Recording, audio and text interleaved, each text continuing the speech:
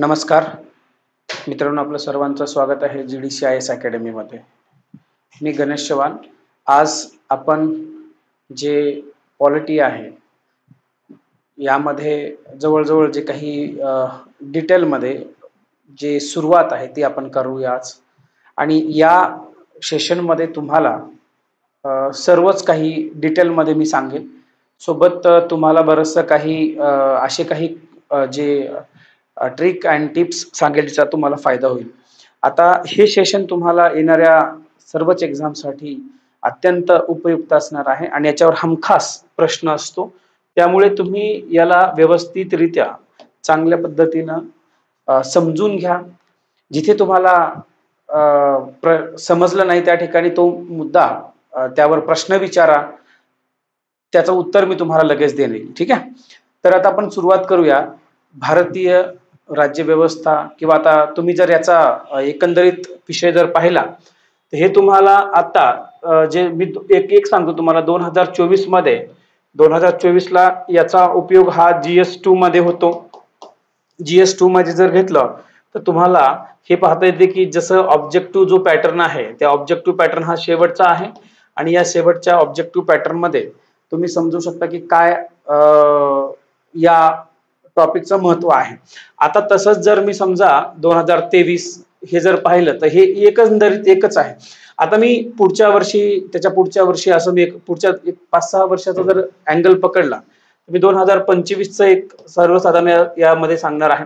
तर यामध्ये आपण काय करतो, सुरुवातीला कॉन्स्टिट्यूशन असेल किंवा गव्हर्नन्स असेल, पॉलिटी असेल, तर यामध्ये काय आहे तर आपल्याला हिस्टॉरिकल इव्होल्युशन म्हणजे भारतीय राज्यव्यवस्थेची सुरुवात कशी झाली, त्याची क्रांती कशी झाली, त्याचं हे बनवण्या पाठीमागचे काय पॅरामीटर आहेत किंवा ह्याची सुरुवात आपण जगामध्ये कुठून झाली, अशी बारीक सारीक गोष्टीचा आपण जरा संदर्भ घेऊया. साधारणतः 201 वर्षापासून आपल्या भारतामध्ये कोणत्या पद्धतीनं हे कायदे चालू होते, त्या कायद्याच्या अनुषंगानं काय काय इथे लोकांनी त्याला स्वीकार केला ते आपण पाहणार आहोत.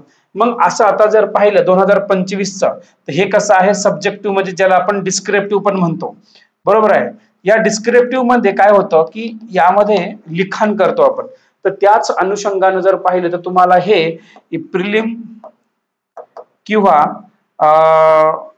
मेन जी मेन एक्झाम आहे या दोन्ही एक्झामसाठी अत्यंत उपयुक्त असणारा असा हा टॉपिक आहे. आणि हाच टॉपिक तुम्हाला हिस्ट्रीमध्ये पण पाहायला मिळेल. जसं तुम्ही गोलमेज परिषद असेल किंवा तुम्ही 1857चा उठाव असेल, या सगळ्यांचा जर एकंदरीत पाहिलं तर याचा सगळा तुम्हाला लाभ होणार आहे आणि तुम्ही याचा अनेक संदर्भातून लक्षात ठेवण्यासाठी मी तुम्हाला चांगल्या काही महत्वाच्या टिप्स देणार आहे. आता याच्यामध्ये आपण पाहत असताना 2-3 गोष्टीचा आपण आढावा घेऊ.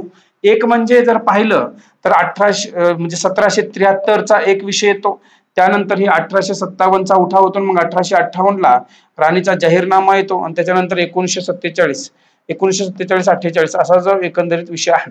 तर हे आपली जसं इव्होल्युशन आहे तर या पद्धतीनं होताना आपल्याला पाहायला मिळते. तर हे समजून घेऊया, याचा डिटेल माहिती घेऊ काय काय आहे ते. ठीक आहे. आता तर याचा संदर्भ आपण थोडक्यात घेऊ. तर एक सुरुवात कशी होते बघा, लक्षात घ्या. तर आता आपण जसं ऐतिहासिक पार्श्वभूमी पाहतो, ऐतिहासिक पार्श्वभूमीमध्ये आपल्याला अनेक साऱ्या गोष्टी येतात. तर आताचा विषय नाही, तर हे विषय फार जुना आहे, ब्रिटिश काळापासून. आता ब्रिटिश काळ जसं मी तुम्हाला सांगितलं होतं हायरार्की की एक 1773चा, त्याच्यानंतर आपण येतो 1858ला, 1858 नंतर 1947ला.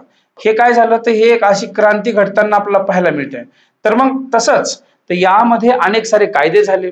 आता या कायद्याचा विषय काय होता तुम्हाला आठवत असेल तर आताची जो मुवमेंट नाही तर हे फार जुना, म्हणजे मी त्याच्या अगोदर जरी गेलो म्हणजे साधारणतः मी कधी तर साधारण तुम्हाला असं सांगेल की मी हे 1600चा काळ मी समजून घेणार आहे.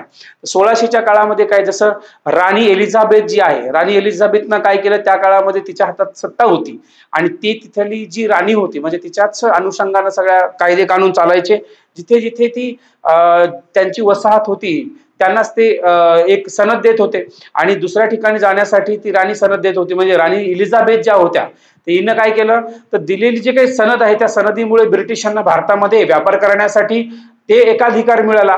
आता तुम्ही जर पाहिलं तर तुम्हाला एक थोडासा इतिहास अजून तुम्ही वाचला असेल, तुम्हाला याच इतिहासामध्ये असं लक्षात येते की याच्या अगोदर म्हणजे ब्रिटिश हे खरंच म्हणजे भारतासाठीच आले होते का भारताच्या दुसऱ्या ठिकाणी येऊन थांबले होते का भारतामध्ये यायचं होतं का दुसऱ्या ठिकाणी जायचं होतं त्यांना, मग त्या ठिकाणाहून ते भारतामध्ये आले, कारण दुसऱ्या ज्या लँडमध्ये ते उतरले होते, ज्या जमिनीवर ते उतरले होते किंवा तिथे ते गेले होते, त्यांना तिथे फार जास्त असं काही मिळालं नाही, मग त्यानंतर ते इकडे आले. मग तसं तुम्ही जर पाहिलं तर जे काय आपल्या साऊथला जे बेट जे आहेत ते त्या बेटाच्या दिशेला आपल्याला पाहायला मिळते, तिकडे ते आले होते का, तर असा आपला एकंदरीत विषय येतो. मग या काळामध्ये जेव्हा एकाधिकार मिळाला होता, मग त्यामध्ये 1600 जसं मी तुम्हाला म्हटलं 1600 मध्ये ईस्ट इंडिया कंपनी जी आहे, ईस्ट इंडिया कंपनीच्या माध्यमातून ते भारतात आले. मग आता भारतात आल्यानंतर जसं मी तुम्हाला सांगितलं, आता मी फार जास्त इतिहास नाही सांगणार, पण इतिहासाच्या पार्श्वभूमी तुम्ही जर वाचली असेल तर मी तुम्हाला हे सगळं काही सांगेल एकंदरीत. ठीक आहे. आता मग मी जसं 1773चा विषय जसं घेतला, आता उदाहरण इथे बघा, जी क्रांती जशी सुरुवात झाली 1600 मध्ये, आता सुरुवातीला पहिली वखार कधी आली ते तर मी इतिहास नाही सांगत, पण तुम्हाला एक माहिती आहे. तर मी डायरेक्ट जसं की कायदे जे आहे किंवा ज्याच्यामध्ये काही नियम बनवले गेले, काही रेग्युलेशन जे आणले गेले, त्याची सुरुवात मी या ठिकाणाहून करणार आहे. उदाहरणार्थ 1773, आता मी 1773च्या अगोदर नंतर येणार आहे, ते म्हणजे 1774चा हा विषय येतो.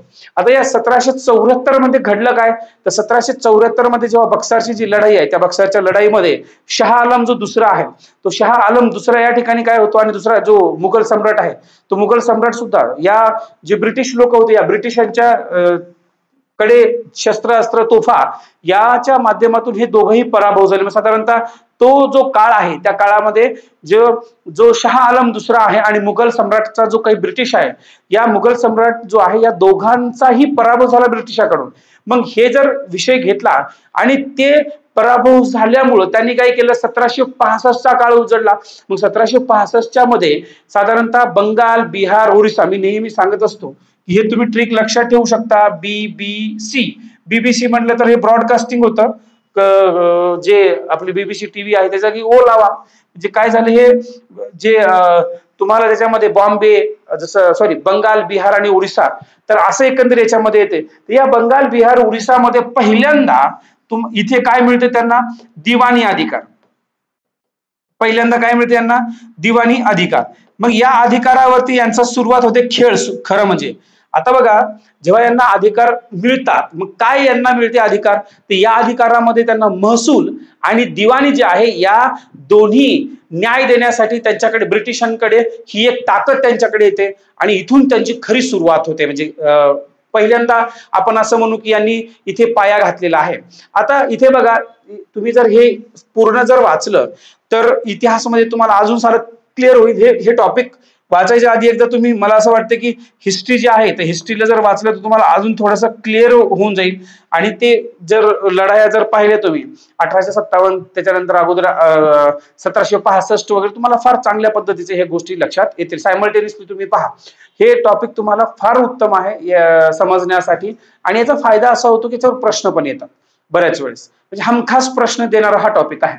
मग 1857च्या उठावानुसार भारताच्या प्रशासनाची जी जबाबदारी आहे, मग थेट जे काही आहे ते ब्रिटिश राजघराण्याकडे स्वीकारली गेली. म्हणजे कधी झाली ती, तर ते 1857च्या उठावानंतर 1858 आलं, त्या 1858 ला सुरुवात झाली ब्रिटिशांची. ठीक आहे. मग आपण पाहतो की या ब्रिटिशामध्ये आपल्याला काय समजून घेता येतं बघा. जेव्हा 1858 ला थेट जी काही सत्ता आहे ते ब्रिटिश राजघराण्याकडे त्यांनी स्वीकारली. मग ती जी सत्ता आहे, मग साधारण आपण जर पाहिलं तर आपण तेव्हापासून ते आपल्याला 15 ऑगस्ट 1947 पर्यंत, 15 ऑगस्ट 1947 पर्यंत हे चालू होतं काम. तर यांच्या कार्यामध्ये आता हे सगळं ब्रिटिश जे पार्लमेंट होतं त्यांच्याकडे ही सत्ता होती आणि तिथून ते सगळे चालवायचे. मग आपल्याला 15 ऑगस्ट 1947 ला जेव्हा भारताला स्वातंत्र्य मिळालं तोपर्यंत ती चालू होती आणि त्या स्वातंत्र्य मिळाल्यानंतर पुढे त्या वेगळ्या गोष्टी घडल्या. मग तुम्ही जर पाहिलं तर याच गोष्टीचा काही आपण ब्रिटिश काळामधला काही पुरस्कर्ते म्हणता येईल. ते 1934चा एक वेळ होती. त्या काळामध्ये एक अशी जसं म्हणतो की नाही आपण, या चळवळीची म्हणजे संविधान सभा वगैरे असा एक विचार आणणारे, त्यामध्ये 1934 मध्ये M.N. रॉय नावाचे एक व्यक्ती होते, ती जे की साम्यवादी चळवळीची प्रणेते म्हणून ओळखल्या जातात. आणि हे साम्यवादी चळवळीचे जे प्रणेते, जसं मी तुम्हाला म्हटलं, तर यांनी एक सुचवल्याप्रमाणे 1946 मध्ये एक गोष्ट सांगितली होती, ती म्हणजे संविधान सभा बनवण्यात आली आणि ती 26 जानेवारी 1950 मध्ये ती आपली खरी जे संविधान आहे ते अंमलबजावणी झाली किंवा ती अंमलात आली असं म्हणता येईल. म्हणजे 26 जानेवारी 1950 पासून अस्तित्वात आली असं म्हणता येईल. पण तुम्हाला एक अजून मी प्रश्न विचारणार आहे, तर असे कोणते व्यक्ती होते, कारण हे राज्यसेवेला प्रश्न आलेला आहे मुख्यला, तर असे कोणते व्यक्ती होते, त्या व्यक्तीनं संविधान सभा असं नाव न घेता अशी एक सभा असावी. बघा लक्ष द्या, मी तुम्हाला काय सांगतो की जे साम्यवादी चळवळीचे जे प्रणेते होते त्यांचं नाव M.N. रॉय. आता जसं मी तुम्हाला म्हटलेलं आहे की यांनी एक साधारणतः जे संविधान सभा असा जे उल्लेख केला, त्याच्या अगोदर एका व्यक्तीने उल्लेख केला. त्या उल्लेख काय केला होता की एक अशी सभा असावी, एक अशी सभा असावी जिच्या माध्यमातून असं सगळं घडलं गेलं पाहिजे. पण त्याच्यामध्ये त्या व्यक्तीनं ते नाव नाही काढलं की ती संविधान सभा असावी, असं नाव नाही काढलं. त्याच्यामुळे तुम्ही ती महत्वाचा मुद्दा लक्षात ठेवा. मग आता ज्या ब्रिटिशकालीन भारतातील जे राज्याच्या जे काही त्या सरकार होतं, म्हणजे भारतातील त्या काळातलं जे सरकार होतं, त्यांचं जे काही संरचना होती, त्यामध्ये जे काही कायदे होते, त्या कायद्याच्या चौकटीमध्ये आपल्या आपल्या राज्यघटनेचा जे काही प्रभाव आहे तर पाहिला तर आपण आपल्या भारताच्या राज्यघटनेमध्ये आता इथे पण प्रभाव दिसतो. म्हणजे खूप मोठा प्रभाव दिसतो, एवढा मोठा की त्याचं प्रतिबिंब आपल्याला पाहता येते की 75% अधिक प्रतिबिंब आताच्या भारतीय राज्यघटनेवरती. या ज्या घटना आहेत त्या दोन भागामध्ये अभ्यासता येतात. म्हणजे एक कसं आहे, जर आपण पाहिलं तर इतिहास आणि इतिहासाच्या जे विषय आहे त्या विषयामध्ये आता याच्यामध्ये दोन गोष्टी आहेत. एक म्हणजे तुम्हाला दरवर्षी याच्यावर प्रश्न विचारला जातो, एक तरी प्रश्न विचारला जातो जे कायदे असतील, कायदे हे कधी बनवले, कोणी बनवले, असं एकंदरीत हे सुरू असतं. तर हे सगळा जो काय आहे ब्रिटिश काळ, जसं मी तुम्हाला सांगितलं. आता याच्यानंतर पण एक आहे, तो म्हणजे काय, ते जे फार महत्वाचं, जे की मी 1 बाय 1 एकदम डिटेलमध्ये सांगेन. जसं मी तुम्हाला कंपनीची राजवट, आता कंपनीची राजवट, त्याच्यानंतर हे काय आहे, आणि दुसरी जी आहे ते म्हणजे ब्रिटिश कालीन, ज्याला क्राऊन रूल असं म्हणतो. या दोन अशा महत्वाच्या गोष्टी आहेत मित्रांनो. ते जे काही जी राजवट आहे त्या राजवटीचा उल्लेख आपल्या इथे करता येईल, ते कोणती आहे ते मी तुम्हाला सांगतो इथे. म्हणजे थोडक्यात तुम्हाला लक्षात येऊन जाईल की काय कोणती राजवट आहे, कशी आहे, काय नाही. ठीक आहे. आता बघा, रेग्युलेटिंग ऍक्ट 1773चा, त्याच्यानंतर सुधारणा कायदा म्हणजे 1781चा हा जो कायदा आहे ते पाहता येईल. त्यानंतर तुम्ही जर पाहिलं तर तुम्हाला 1784 हा एक कायदा आहे 1786चा, आणि त्याच्यानंतर तुम्हाला चार्टर ऍक्ट दिले आहेत 4. तर हे चार्टर ऍक्ट 1785 नंतर 1800, हे तीन तुम्ही 1813 आणि 33 आणि 53. जर असं तुम्ही लक्षात ठेवलं, एकच 1795चा आहे, त्याच्यानंतर कंटिन्यू तुम्हाला 1813, 33 आणि 53 असं तुम्ही लक्षात ठेवू शकता. ठीक आहे. तर हे झाले कायदे. आता दुसऱ्या बाजूला तुम्ही जर पाहिलं तर तुम्हाला ब्रिटिश घराण्याची राजवट, तुम्ही आत्ताच आपण एक हायरार्की पाहिली होती. तर यामध्ये हे सांगितलं होतं आपण की 1858चा जेव्हा कायदा ची जी घोषणा होती त्याच्यानंतरचा जो विषय आहे ते फार महत्वाचा आहे. आता तुम्ही पहा, भारत सरकारचा जो काही कायदा 1858चा आहे, त्यानंतर इंडियन काउन्सिल ऍक्ट आहे 1861चा, तुम्ही पाहिला असेल तर 1862चा आहे, त्यानंतर 1909चा आहे, 1919चा आहे, त्यानंतर तुम्हाला 1935 आणि हे फार महत्वाचे आहेत. 1935चं फार इम्पॉर्टंट आहे. याचं पण आहे, याला वेगळ्या नावाने पण ओळखलं जातं, मॉर्ले मिंटो सुधारणा कायदा, मॉन्टेग्यू चेम्सफोर्ड हे आहे, तर वेगळ्या नावाने ओळखलं जातं. त्याच्यामुळे याच्यामध्ये तुमचा प्रश्न हा चुकला नाही पाहिजे, ही गोष्ट आपण लक्षात घ्या. यामध्ये जसं मी तुम्हाला या कंपनीची राजवट, हा जर मी एकंदरीत सुरुवात जर केली या राजवटापासून, आता ही कंपनीची राजवट आहे. आता मी 1773 ते 1858चा एक विषय घेतो. आता आपण इथून सुरुवात करूया की रेग्युलेटिंग ऍक्ट. रेग्युलेटिंग ऍक्ट म्हणजे काय, ज्याच्यामध्ये नियमन, रेग्युलेशन, नियंत्रण असं तुम्ही समजू शकता. आता बघा, जे भारतामध्ये काय होतं की याचं थोडंसं मी तुम्हाला सांगतो जरासं विस्तार. जे तुम्ही हे पूर्ण जर लेक्चर पाहिलं तर मला नाही वाटत की तुम्हाला अजून काही करण्याची आवश्यकता आहे. प्रॉपर एकदम point two point note down जर नोट्स काढल्या तुम्ही या लेक्चरच्या, किंवा ही आता मी जे इथे नोट डाऊन करतो याची पीपीटी तुम्हाला आपल्या जीडीसी अकॅडमीच्या टेलिग्राम चॅनलवर मी तुम्हाला देणारच आहे. याच्या व्यतिरिक्त मित्रांनो, मला तुम्हाला हे सांगायचं आहे की याचं जे सगळं काही जे मी तुम्हाला आता सांगतो याच्या डिटेलमध्ये काही आहे ते आपल्या या पुस्तकामध्ये आहे. तर तुम्ही हे पुस्तक घेऊ शकता. या पुस्तकामध्ये तुम्हाला 6 विषय एकंदरीत कंपाईल करून दिलेले आहेत आपल्या सिलेबस वाईज. जर तुम्ही पाहिलं एकदम डिटेलमध्ये आपल्या या संपूर्ण स्टेट बोर्ड मध्ये उपलब्ध आहे. आणि हे आपल्या महाराष्ट्रातलं एकमेव पुस्तक आहे जे ऑथेंटिक सोर्सेस जो आहे स्टेट बोर्डचे ते तुम्हाला स्टँडर्ड वाईज न देता अनुक्रमणिका याची जर वाचली तर तुम्हाला त्याच्यामध्ये कंपाईल टॉपिक वाईज सिलेबसच्या टॉपिकला धरून हे तुम्हाला पुस्तक बनवलेलं आहे. या पुस्तकातला प्रत्येक टॉपिकवर तुम्हाला आयोगाचे प्रश्न दिसतील. हे 1000 पेजेस असे आहेत मित्रांनो की यामध्ये तुम्हाला 100% तुम्ही 60, 65, 70% त्याच्यातली प्रश्न सोडवू शकता. याच्यामध्ये 6 विषयाचा समावेश आहे. आणि हे जर पुस्तक घेतलं तर तुम्हाला स्टेट बोर्डचं कुठलंही पुस्तक घेण्याची आवश्यकता लागणार नाही. म्हणजे तुम्ही 5वी पासून ते 12वी पर्यंत जे काही तुम्ही 4-5 हजार खर्च करता तुम्हाला अजिबात लागणार नाही. फक्त 800 रुपयाचं पुस्तक आहे. तर हे तुम्ही जवळच्या बुक स्टोअरवर जाऊन हे मागवू शकता किंवा तुम्ही ऑनलाईन आमच्या ऍप्लिकेशन मधून सुद्धा मागवू शकता. ठीक आहे. चला, हे खास करून तुम्हाला सांगितलं मी जेणेकरून हा विषय आहे.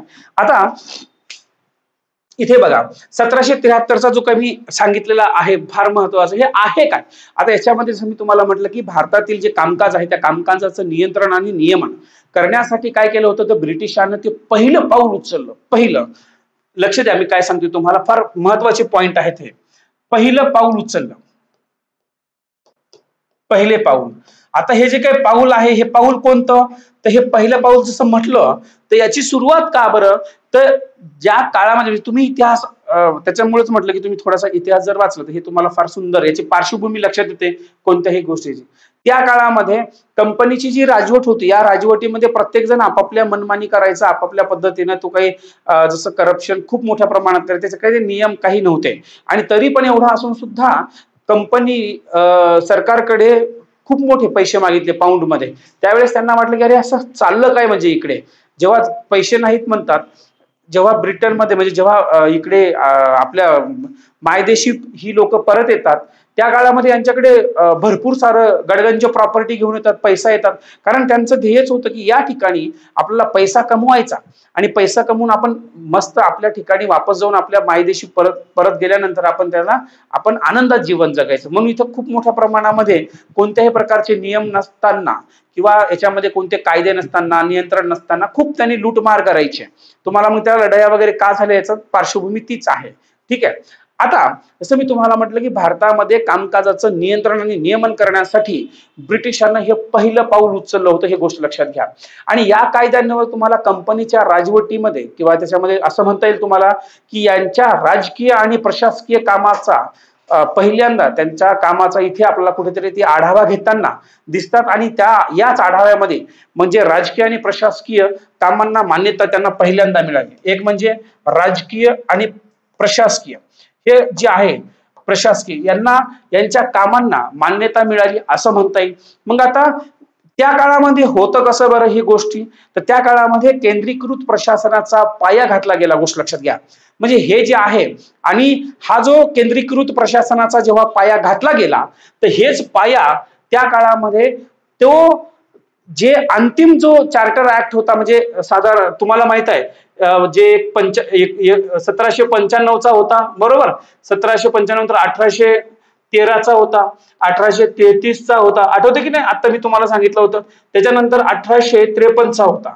यामध्ये हा जो आहे ना या ऍक्ट नुसार हे जे राजकीय आणि प्रशासनाचा जो काही पाया रचलेला होता किंवा यांना त्या प्रशासकीय कामांना जी मान्यता मिळालेली होती त्या केंद्रीकृत प्रशासनाचा जो पाया घातला होता या कंपनीने त्या काळामध्ये हा जो आहे या ठिकाणी इथे आपल्याला केंद्रीकृत पाया घातला तो रद्द होताना दिसतो. तो म्हणजे 1853च्या कायद्यानुसार जो अंतिम टप्पा चार्टर ऍक्टचा असं म्हणता येईल. त्याच्यानंतरचा एक असतो केंद्रीकृत प्रशासनाचा पाया घातला गेला तो 1833 मध्ये इथे तो संपवण्यात आला होता. हे गोष्ट आपल्याला लक्षात ठेवायची आहे, फार महत्वाचं आहे. ठीक आहे. आय होप की तुम्हाला हे समजत आहे.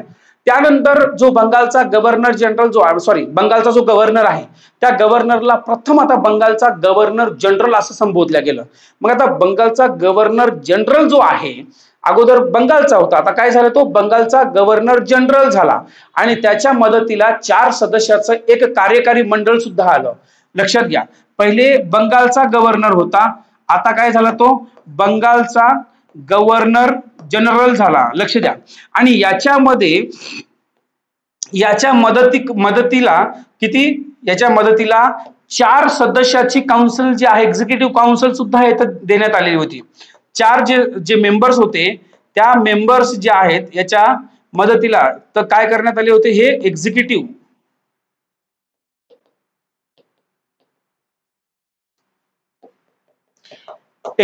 काउन्सिल जे आहे ते सुद्धा या ठिकाणी त्यांच्या मदतीसाठी देण्यात आले होते. परंतु एक गोष्ट लक्षात घ्या, फार थरोली तुम्हाला लक्ष द्यायचं आहे. थोडंसं कन्फ्युजन होत असेल, कदाचित हा थोडा टेक्निकल सब्जेक्ट असल्यामुळे तो तुम्हाला समजत नसेल, म्हणून सांगतो. आता त्यांच्या मदतीला 4 सदस्यांचं कार्यकारी मंडळ म्हणजे एक्झिक्युटिव्ह काउन्सिल दिल्या गेलं. आता जर पाहिलं तुम्ही तर हे होतं कसं बरं, तर बंगालचा पहिला गव्हर्नर जनरल, त्याचं नाव तुम्हाला चांगलं परिचित आहे आणि तुम्ही पाठ पण केलंच असेल सगळ्यांनीच. त्याचं नाव आहे लॉर्ड वॉरन हेस्टिंग. हा पहिला बंगालचा गव्हर्नर जनरल बनला आणि शेवटचा बंगालचा गव्हर्नर जो आहे हाच होता, लक्षात घ्या. येते लक्षात. त्याच्यामुळं तुम्हाला यामुळं झालं काय, तर जेव्हा हा बंगालचा गव्हर्नर होता, नंतर बंगालचा गव्हर्नर जनरल झाला, मग त्याच्यामध्ये झालं काय, तर मुंबई आणि मद्रासचे जे काही गव्हर्नर आहे, या गव्हर्नर जनरलला जे दुय्यम बनवण्यात आलं, दुय्यम स्थान त्यांना देण्यात आलं असं म्हणता येईल तुम्हाला. ठीक आहे.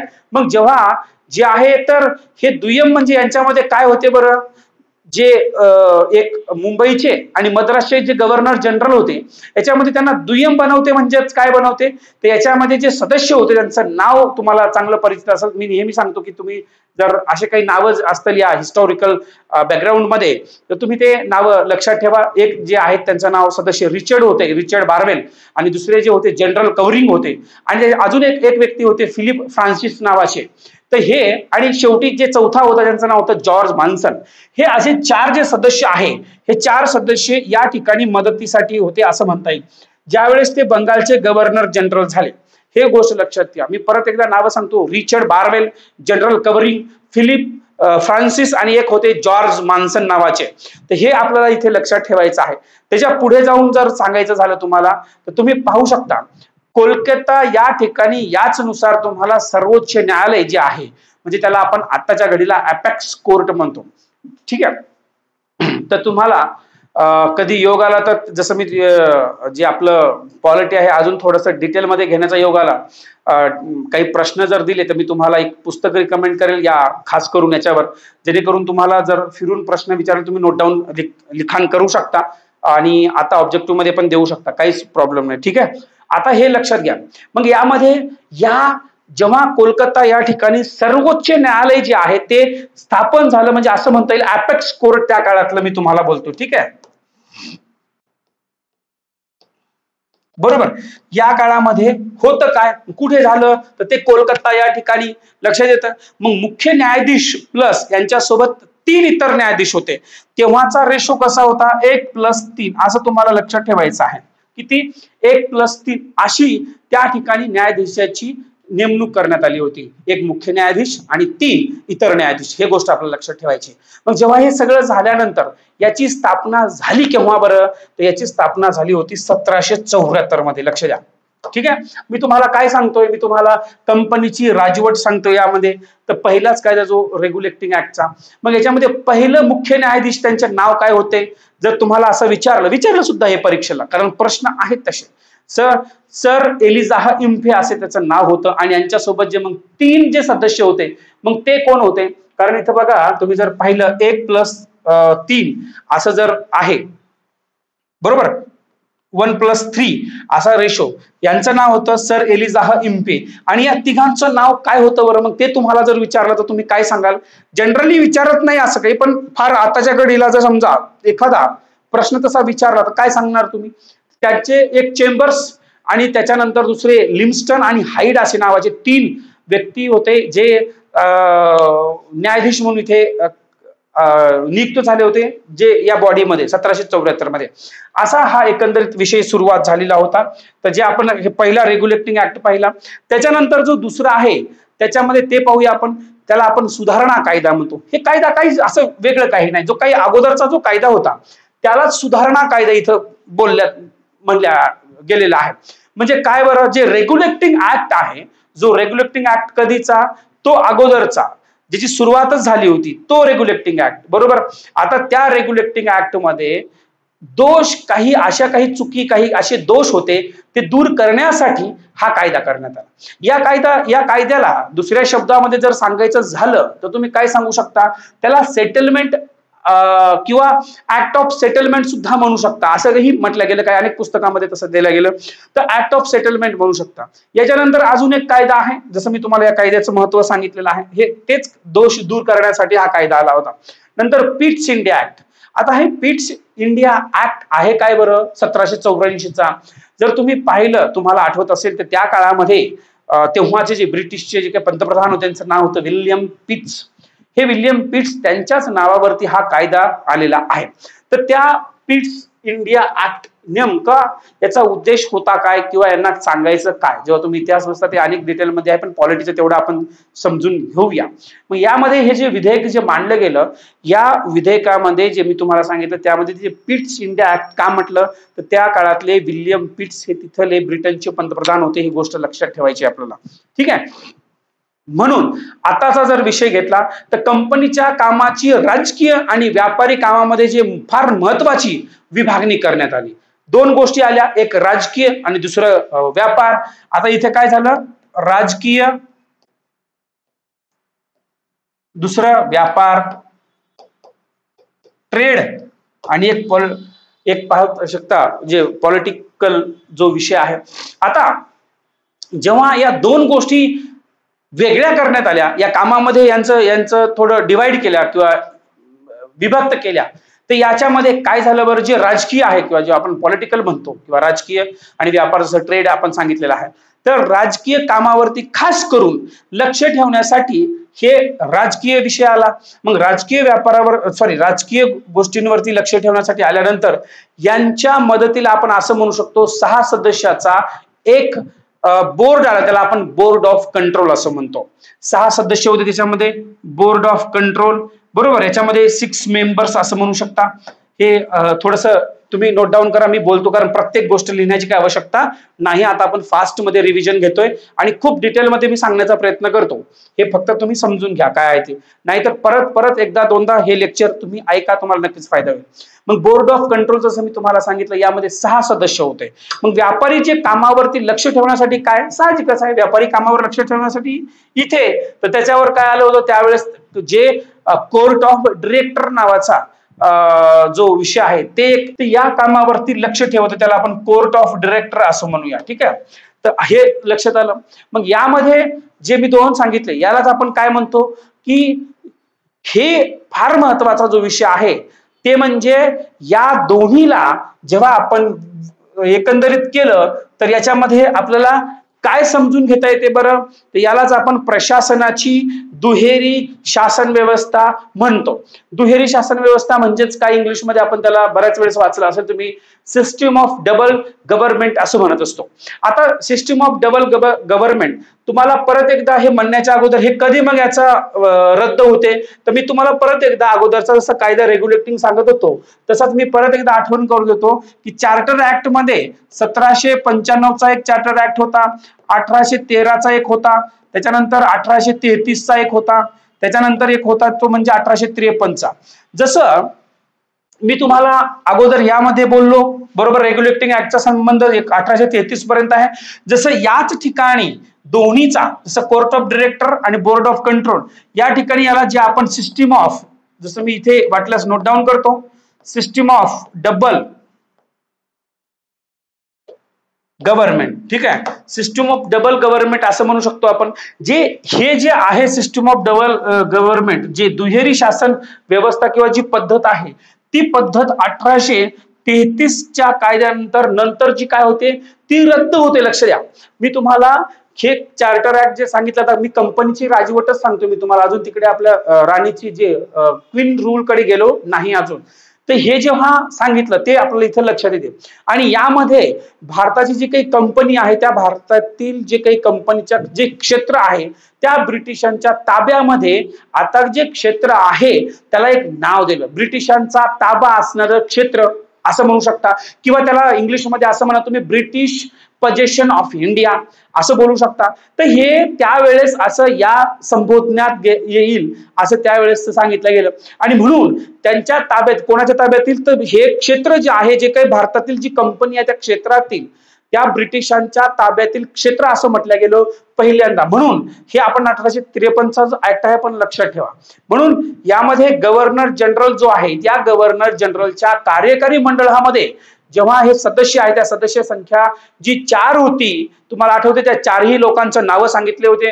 ते नावं परत एकदा व्हिडिओ पॉज करा आणि परत ते आठवण करा, काय सांगितले होते ती नावं परत. या 4 सदस्यामध्ये या ऍक्ट नुसार, म्हणजे जे मी तुम्हाला पिट शिंदे ऍक्ट म्हणतोय, आणि जसं तुम्हाला राजकीय आणि व्यापारामध्ये हे जे काही वेगळे झाले, तर त्या राजकीय याच्यावरती जे कामकाजावरती नियंत्रण ठेवण्यासाठी जे बोर्ड ऑफ कंट्रोल जे आले होते, याला जे मेंबर्स होते, याच्यामध्ये तुम्हाला ते जे काही 4 सदस्य होते, त्या 4 सदस्य जे एक्झिक्युटिव्ह काउन्सिलच्या सदस्यामध्ये, तर ज्या वेळेस सुरुवात झाली होती त्यामध्ये आता 3 करण्यात आले. पहिले 4 होते, त्याच्यामधला 1 काढण्यात आलं. आता ते 4 वरून 3 करण्यात आले. आणि मग सदस्य संख्या किती झाली एक्झिक्युटिव्ह काउन्सिलची? 4 वरून 3 वर आली, म्हणजे 3 राहिली. मग युद्ध टाळण्यासाठी त्या काळामध्ये हस्तक्षेपाचं धोरण, ज्याला आपण एक शब्द वापरला गेला, त्याचं नाव होतं नॉन इंटरफरन्स पॉलिसी. मग हे त्या काळामध्ये अवलंबण्यात आली होती. तुम्हाला आठवत असेल की ब्रिटिश हे फार चलाक होते.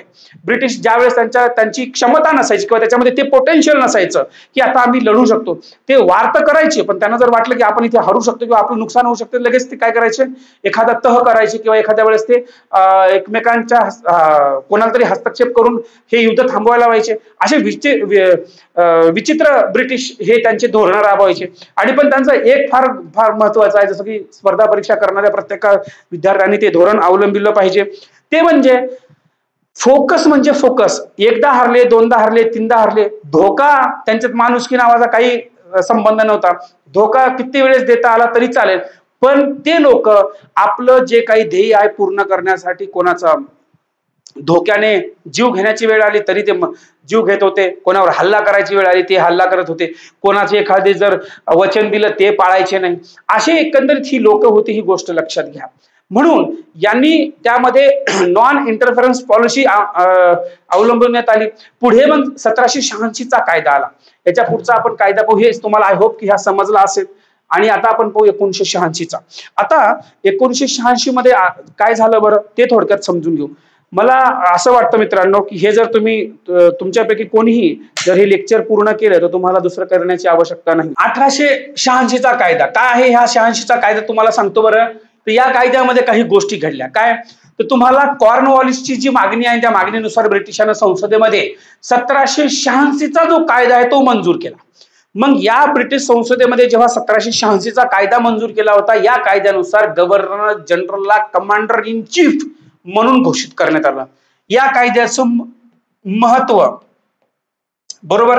तर यावेळेस कमांडर इन चीफ पहिल्यांदा बोलल्या गेलं हे लक्षात ठेवायचं आहे.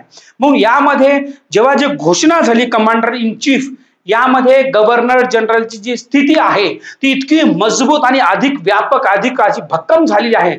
ते अधिकार संपन्न झालेली आहे गव्हर्नर जनरलची स्थिती. मग यामध्ये आपल्याला असं समजून घेता येतं की जेव्हा गरज असल्यास जे काही कार्यकारिणीच्या निर्णयाविरोधामध्ये जे कार्य करण्याची परवानगी जर देण्यात आली तरी तुम्हाला सांगतो ते हमखास निर्णय घेण्याची क्षमता त्यांच्यामध्ये आली होती. म्हणजे कोणामध्ये? तर आता गव्हर्नर जनरलमध्ये. येते लक्षात. म्हणून भारतीय प्रशासनामध्ये जेव्हा कार्य करणारे अधिकारी जे होते त्या अधिकाऱ्यांना इंग्लंडमध्ये परत गेल्यावरती त्यांची मालमत्ता घोषित करावी लागत होती. अशी ही जी अट होती. कधी? जे 8वा जेव्हा 1774चा जो काही विषय झाला होता रेग्युलेटिंग ऍक्टचा, त्या काळामध्ये जे नियंत्रण आणि नियमन जे सुरुवात झाली होती, जे प्रशासनाचा पाया आपण म्हटलं तरी चालेल, त्या काळामध्ये अशी घटना घडली. आणि जेव्हा ते वापस जात होते त्यांनी तिथे काय केलं की एक नियम टाकला आणि त्या नियमाचं नाव होतं की प्रत्येकानं आपापली पॉलिसी जी आहे ती घोषित करायची आहे. कारण ही लोक गडगंज प्रॉपर्टी इकून ती घेऊन जात होती. हे गोष्ट लक्षात घ्या. ठीक आहे. तर दुसरा जो आहे, जसं मी तुम्हाला सांगितलं की जी मालमत्ता घोषित करावी लागत असायची अशी एक अट त्यांनी टाकली होती. मग याच्या पुढे जाऊन थोडंसं सांगू. आता अजून एक कायदा तुम्हाला सांगतो, ते म्हणजे कोणता, तर त्याच्यामध्ये चार्टर ऍक्ट. चार्टर ऍक्ट जो आहे पहिल्यांदा जो 1793चा 1793चा जो चार्टर ऍक्ट आहे तो भारतामध्ये प्रशासन जे आहे खास करून याची सुरुवात होते भारतामध्ये प्रशासन चालवण्याचा आणि जे पूर्वेकडील देशांचा जो व्यापार आहे ते व्यापार करण्याचा एकाधिकार जसं जो 20 वर्ष जे आहे ते 20 वर्षासाठी कायम करण्यात आला. बोर्ड ऑफ कंट्रोल जे आहे त्या बोर्ड ऑफ कंट्रोलच्या सदस्य जे होते त्या सदस्य आणि त्याचे जे काही कर्मचाऱ्यांचे पगार जे आहे ते भारतीय तिजोरीमधूनच द्यायचे, म्हणजे जे महसूल आहे तर ते आपण पाहू शकता. तर याच्यामध्ये जे महसुलातून कोणत्या, तर जे भारताची जी तिजोरी आहे तिथूनच त्याच महसुलामधून देत होते. ठीक आहे. आता काउन्सिलचे काही जे निर्णय रद्द करण्याचा अधिकार कोणाला होता तर तुम्हाला आठवत असेल तर आता कमांडर इन चीफ असं नाव देण्यात आलं. मग तेच होते, त्याचं नाव होतं गव्हर्नर जनरल. जे काउन्सिलचे जे काही निर्णय रद्द करण्याचा जो अधिकार होता तो अधिकार गव्हर्नर जनरलला देण्यात आला. मग आता कुठलीही कंपनी आपल्याला जे काही अधिकार आहे त्या अधिकाराला परत बोलवण्याचा जो अधिकार आहे कोणत्याही, म्हणजे कुठलीही कंपनी असू द्या, त्या काळामध्ये ज्या ब्रिटिशांच्या ज्या वसाहतामध्ये जे होत्या त्या ठिकाणी ज्या कंपन्या होत्या काम करत होत्या त्या ठिकाणी कुठलीही कंपनी अधिकाऱ्याला परत बोलवण्याचा अधिकार ब्रिटिश सरकारला देण्यात आला. आणि जेव्हा हे ब्रिटिश सरकारला देण्यात आला तो विषय या ऍक्ट नुसार जसं मी तुम्हाला 1793चा सांगितलं, त्याच्या पुढे अजून एक सांगतो मित्रांनो, तो ऍक्ट आहे फार महत्वाचा 1813चा. याच्यामध्ये मुक्त व्यापाराचं तत्व पहिलाच मुद्दा आहे की मुक्त व्यापार. ठीक आहे. तर तो जो आहे तो मुक्त व्यापाराचं तत्व म्हणजे कंपनीचा जो काही भारताशी व्यापार करण्याचा अधिकार जो आहे तो अधिकार रद्द, आणि तो अधिकार रद्द करण्यात जेव्हा आला त्याच्यानंतर पण जे काही चीनशी व्यापार जो होता तो चहाचा व्यापार असेल एक जे एकाधिकार होता तो तसाच ठेवण्यात आला, तो तसा शाबूत ठेवण्यात आला. असे विचित्र असणारे हे ब्रिटिश होते. पण त्याच्यानंतर पुढच्या काळामध्ये ब्रिटिश जे आहे त्या ब्रिटिश सैनिकांची संख्या मर्यादित करण्यात आली. मग त्याच्यामध्ये तुम्ही भारतामध्ये खास करून लक्ष द्या तर त्या काळामध्ये असं वाटायचं की आपण आणून आणणार किती लोक. मग या काळात त्यांना ब्रिटिशांना असं वाटायचं की अरे आपण तिकून जे संख्या आणण्यापेक्षा सैनिकाची आपण इथल्याच लोकांना एक कार्यक्रम पद्धतीचं शिक्षण देऊया आणि त्या शिक्षणामधून आपण आपल्याला एक नौकर वर्ग तयार करू आणि ते नौकर वर्ग आपल्या कामाला त्याचा वापर करून घेऊ. म्हणून इथं कसं आहे, इथं संख्या मोठ्या प्रमाणात आहे, इथे सांगकामे खूप आहेत, म्हणून आपल्या इथं नोकरीच्या मोठ्या प्रमाणामध्ये लोक ही अजूनही फार इंटरेस्टेड असतात, फार उत्सुक असतात की सरकारी नोकरी, आणि म्हणून त्या काळात सुद्धा होते. मग त्यांना नोकऱ्या देत होते आणि त्यांना नोकऱ्या देत असताना शिक्षण कोणतं शिकवायचे बरं, तर ते कारकून टाईपचं म्हणजे एकदम खालच्या दर्जाचं. त्यांना ते स्वतः विचार करू शकले नाही पाहिजे किंवा त्यांना स्वतःची बुद्धी वापरता नाही आली पाहिजे अशा पद्धतीचं ते शिक्षण द्यायचे. आणि या शिक्षणावरती 1,00,000 रुपयाची तरतूद सुद्धा करण्यात आली होती भारत शिक्षणाच्या प्रचारासाठी. लक्ष द्या कोणता कायदा होता तो, चार्टर ऍक्ट 1813चा. त्या काळामध्ये 1,00,000 रुपये. आता या 1,00,000 रुपयाचा मूळ मुद्दा जे आहे ते कधीच दिल्याच गेले नाही, म्हणजे याचं म्हटले की आम्ही 1,00,000 रुपये देऊ पण नाही.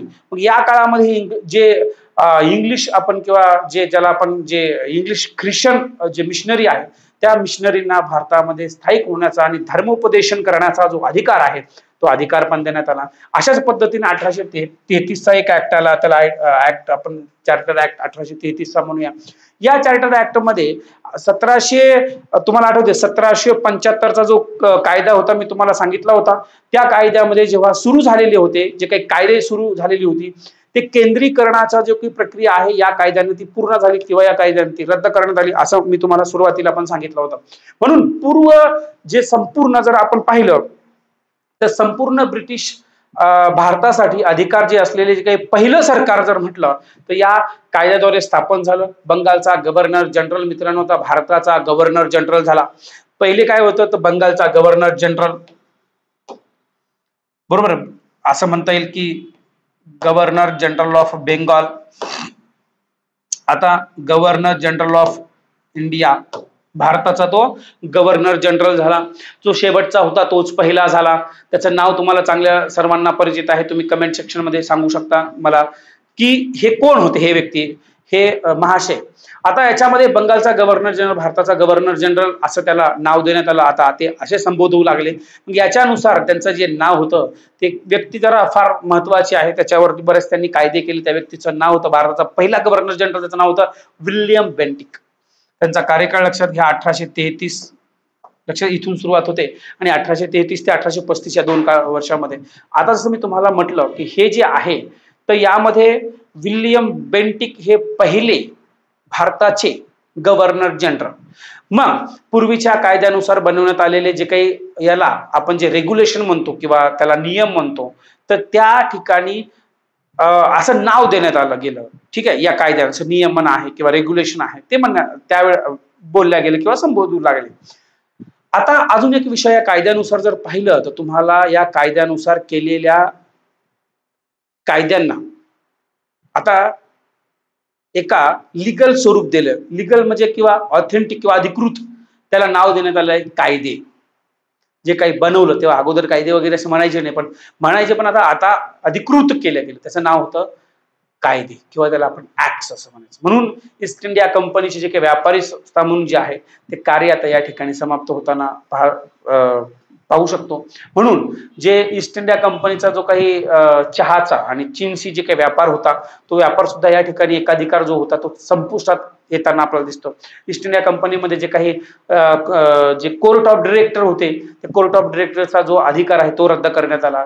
गव्हर्नर जनरलचे जे काउन्सिल चौथा जो सदस्य होता तो सदस्य 4 मधले 3 करण्यात आले. ते नाव सुद्धा सांगितले होते 4चे. ते 3 जे होते नंतर 3 आले. आता त्या 3 नंतर परत 4 करण्यात आले या कायद्यानुसार. आता हे जे 4 करण्यात आले 3 वरून तर 4 कोणते, त्या 4 मधला जो चौथा होता त्याचं नाव काय, त्या चौथ्याचं नाव होतं लॉर्ड मेकॉले. एज्युकेशन संदर्भातील फार मोठं काम केलेलं आहे, तुम्ही नंतर आपण पाहणारच आहोत. मग कायदा आयोग स्थापन करण्याची जी तरतूद आहे ती तरतूद करण्यात आली. बंगाल प्रांतासाठी मित्रांनो वेगळ्या लेफ्टनंट गव्हर्नरची तरतूद सुद्धा करण्यात आली. आता हे गोष्ट लक्षात घ्या. म्हणून यामध्ये एक फार महत्वाचं या कायद्यामध्ये आग्रा प्रेसिडेन्सी, आग्रा जी प्रेसिडेन्सी आहे ती आग्रा प्रेसिडेन्सी स्थापन करण्यात आली. म्हणून आपण जर पाहिलं तर आपल्याला आपण कधी ते कधी पाहिला हा कार्यकाळ, आपण 1774 पासूनचा कार्यकाळ पाहिला तो मित्रांनो 1858 पर्यंत 57 पर्यंतचा कार्यकाळ पाहिला. आता ते एका काही मिनिटामध्ये मी तुम्हाला सांगण्याचा प्रयत्न केला. जवळजवळ आपण यामध्ये एक 40 मिनिटं जवळजवळ खर्च केलेले आहे. आता आपण पुढे पाहू 1858 ते 1947चा. आता यामध्ये तुम्हाला सांगतो की भारत सरकारचा कायदा 1858चा फार महत्वाचा आहे. भारताच्या सुद्धा जे सुशासन आहे किंवा भारताच्या सुशासनाचा कायदा, हा कायदा जो आहे असं म्हणता येईल. आणि हे कायदा कधी आला तर मी तुम्हाला ते लक्षात घ्या. एक वाटल्यास आपण इथे पाहूया 1857चा 1 नोव्हेंबर 1858. 1 नोव्हेंबर 1858. तर यामध्ये तुम्ही हे पाहता येईल तुम्हाला तर 1858 लागू झाला.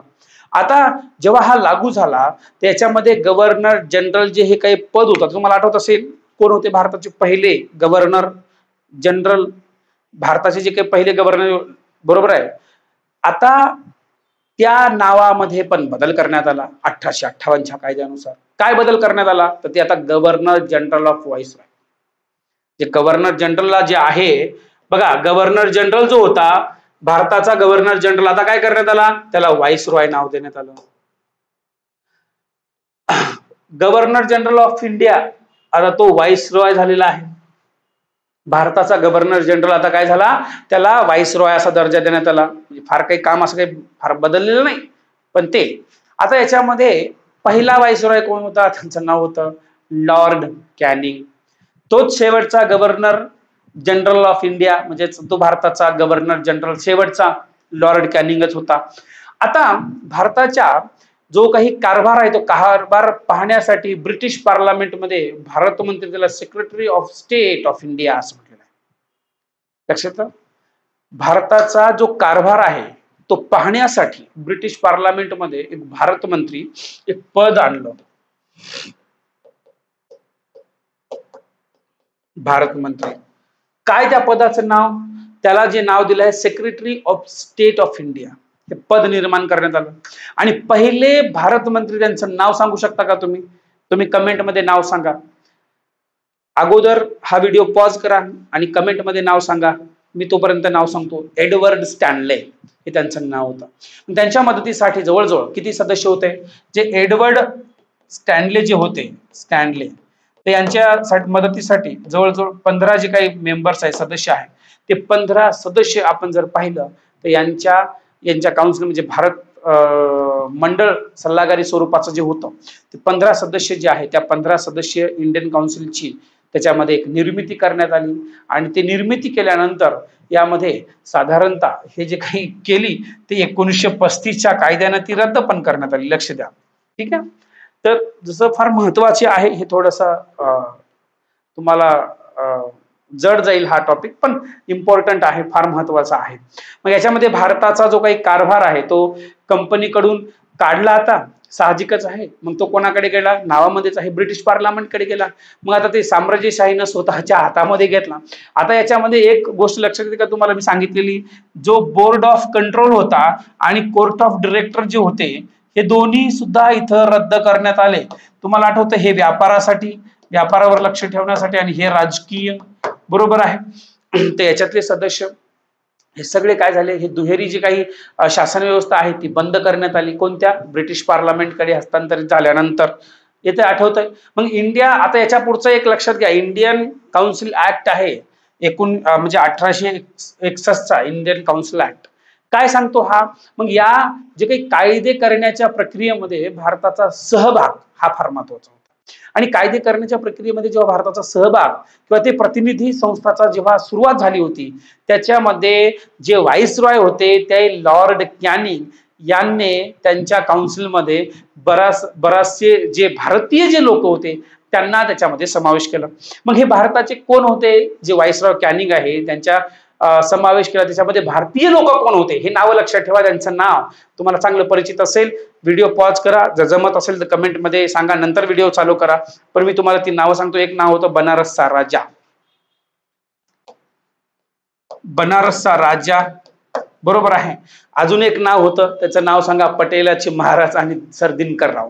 अशी हे 3 नावं होते. या 3 भारतीय जे सदस्य आहे या 3 भारतीय सदस्यांना नामनिर्देशित केल्या गेलं होतं. ते कोण केलं? त्याचं नाव होते व्हाईसरॉय लॉर्ड कॅनिंग. आणि हे शेवटचे भारताचे गव्हर्नर जनरल होते. लक्षात घ्या. ठीक आहे. पटेलाचे महाराज आणि सर दिनकर राव. पूर्ण लिहित नाही मी, मला सांगायचं खूप असं, कारण माझ्या ऑफलाईनच्या लेक्चरमध्ये मी नोट्स हातामध्ये देतो आणि तुम्हाला असं समजावून सांगतो, कारण इथे फार महत्वाचं आहे. कारण हे असं जर स्लाइड मध्ये लिहिलं तर तुम्हाला पण वाचता येते आणि ते वाचून सांगण्यात काही अर्थ नाही. म्हणून मी तुम्हाला डिटेलमध्ये सांगण्याचा प्रयत्न केला की जास्तीत जास्त मुलांना सांगता येईल मला, त्याच्यावर माझा भर राहील. आणि मी प्रयत्न करेल की माझ्या चॅनल जेवढं होईल सगळं पूर्ण डिटेलमध्ये सेशन्स तुमच्या समोर उपलब्ध करून देण्याचा प्रयत्न करेल. तुम्ही मला सांगा की खरंच हे तुम्हाला सिरीज आवडते का? आवडली असेल तर तुम्ही मला तसं कमेंटमध्ये सांगा. नक्कीच मी प्रयत्न करेल की पूर्ण कंप्लीट करण्याचे. आता मी तुम्हाला म्हटलं की नामनिर्देशित केले गेले. किती होते? हे 3 लोक होते. एक होते बनारसचा राजा, पटेलाचे महाराज आणि होतं सर दिनकरराव. या 3 भारतीय सदस्यांना नामनिर्देशित केलं गेलं. मग आता पुढचा जो विषय आहे ते म्हणजेच काय? आता याच्यामध्ये मद्रास, मुंबई हे जे काही प्रांत होते या प्रांतांना कायदे करण्याचे अधिकार देऊन परत एकदा जे केंद्रीकृत केलं गेलं होतं आता परत विकेंद्रीकरण करण्यात आलं, ज्याला आपण डिसेंट्रलाइज्ड म्हणतो किंवा ते डिसेंट्रलाइज करण्यात आलं. मग या धोरणाची सुरुवात पुन्हा करण्यात आली असं म्हणता येईल. ते तुम्हाला आठवते जेव्हा आपण जे सुरुवातीला जे कायदा पाहिला होता नियमन करण्याचा, त्याच्यामध्ये तो नंतर रद्द करण्यात आला आणि याच्यामध्ये जे केंद्रीकृत केलं गेलं होतं तेच आता काय केलं? आता विकेंद्रीकरण करण्यात आलं, ज्याला आपण काही डिसेंट्रलाइज म्हणतो. आणि डिसेंट्रलायझेशन मुळे काय होते तर त्यामध्ये अधिक चांगल्या प्रकारचं कायदा सुव्यवस्था राखण्यासाठी तिथल्या गोष्टी त्या होतात, जसं आज आपल्याकडे आहे भारतामध्ये. ठीक आहे. आय होप की तुम्ही हे लेक्चर पाहता झोपले पण असताल, पण उठा झोपतून. ज्याच्यामुळे काय होतं की आपण एवढं इंटरेस्टिंग जे लेक्चर आहे याला जर आपण जर विसरत असेल किंवा याला आपण असं बोरिंग वाटत असेल तर मित्रांनो तुम्हाला याचा अर्थ इंटरेस्ट नाही स्पर्धा परीक्षेमध्ये, किंवा तुम्ही स्पर्धा परीक्षा करत असताना तुम्हाला हे एवढा महत्वाचा जो विषय आहे ते तुम्हाला आवडत नाही असं म्हणता येईल. आवडू द्या किंवा नका, तरी तुम्हाला अभ्यास करावाच लागेल आणि हा विषय तुम्हाला समजून घ्यावाच लागेल. याच्याशिवाय काहीच महत्वाचं नाही, लक्षात घ्या. ठीक आहे. मग या कायद्याने 1862 मध्ये बंगाल आणि 1866 मध्ये जे वायव्य सरहद प्रांत जो आहे, आणि यामध्ये अजून एक सांगतो, 1897 ला पंजाब प्रांतामध्ये नवीन कायदेमंडळ स्थापन करण्यात आलं आणि ह्या कायदेमंडळाची तरतूद करण्यात आली. यामध्ये परत एकदा मी लॉर्ड कॅनिंगचा उल्लेख करणार आहे. 1800 जवळजवळ 59 मध्ये सुरू केलेले जे काही खातेनिहाय पद्धत, ज्याला पोर्टफोलिओ म्हणतो ना आपण, ते पोर्टफोलिओ या कायद्यामुळं, हे जे कायदा होता या कायद्यामुळं जे आहे ती सुरुवात झाली. या जो पोर्टफोलिओ आहे त्यांना मान्यता मिळाली. म्हणून असं म्हणता येईल का बरं, तर हे 3 लोक टाकून मग जे कॅबिनेट आहे, ते कॅबिनेटचा जो पाया आहे तो पाया याच कायद्याने रवला किंवा याच कायद्याने घातला गेला असं म्हणता येईल का? ठीक आहे. मग फार महत्वाचं तुम्हाला विषय सांगतो. व्हाईसरॉय जो आहे आता, हा व्हाईसरॉय काय करतोय बरं, आणीबाणीच्या काळामध्ये कायदेमंडळाची जे काही सहमती न घेता कोणत्याही प्रकारचे जे सदस्य होते, हे सगळे काउन्सिल 15 सदस्यामध्ये हे 3 आपले भारतीय होते, यामध्ये यांचा कोणताही सल्ला न घेता डायरेक्ट त्यांना अधिकार किंवा अध्यादेश, ऑर्डिनन्स काढण्याचे, आताच जे ऑर्डिनन्स म्हणतो, अध्यादेश म्हणतो, जे आपला राष्ट्रपती किंवा गव्हर्नर काढतात, ते अधिकार काढण्याचे त्या काळामध्ये व्हाईसरॉयला ते अधिकार देण्यात आले. आणि याच्यासाठी कोणत्याही प्रकारचं काउन्सिल, जे एक्झिक्युटिव्ह काउन्सिल होतं, त्यांना विचारण्याची काहीही आवश्यकता नव्हती. हे पूर्ण अधिकार कोणाला देण्यात आले, तर ते म्हणजे व्हाईसरॉयला. हे गोष्ट लक्षात घ्या. आणि आताच्या घडीला जर अध्यादेश काढायचा असेल तर काय प्रक्रिया आहे ते तुम्ही मला कमेंटमध्ये सांगू शकता, कारण तिथे आपण घेणारच आहोत. परत ते लांबणी खाली लेक्चर होईल. आता इंडिया काउन्सिल ऍक्ट 1862 चा काळ, 92 इंडिया काउन्सिल ऍक्ट, त्याच्यानंतर जे मी 61 म्हणलो, 61 नंतर 92 चा काळ आला, 1892 मध्ये. आता 1892 मध्ये कायदेमंडळामध्ये अर्थसंकल्पावरती चर्चा करण्यासाठी पहिल्यांदा, लक्ष द्या, फार महत्वाचा विषय आहे अर्थसंकल्प जो आहे, अर्थसंकल्प यावरती चर्चा करण्यासाठी जे काही कार्यकारी विभागामध्ये जे काउन्सिल ऑफ मिनिस्टर होते, एक्झिक्युटिव्ह जे काउन्सिल होते, त्या एक्झिक्युटिव्ह काउन्सिलमध्ये जे कार्यकारी विभागामध्ये प्रश्न विचारण्याचा अधिकार या ठिकाणी देण्यात आला. म्हणजे अर्थसंकल्प प्रणाली जी साधारणतः 1860च्या दरम्यान सुरू करण्यात आली आणि पहिल्यांदाच, म्हणजे प्रथम काय झालं, अप्रत्यक्ष निवडणुकीच्या मार्गाने प्रांतीय आणि आता केंद्रीय मंत्री जे विधिमंडळ आहे, या दोन्ही विधिमंडळामध्ये पदे भरण्यात आली. परंतु याच्यामध्ये एक गोष्ट लक्षात घ्या, याच्यामध्ये निवडणूक जो हा शब्द आहे, आतापर्यंत निवडणूक शब्द कुठेच वापरला गेलेला नाही, ही गोष्ट लक्षात घ्या.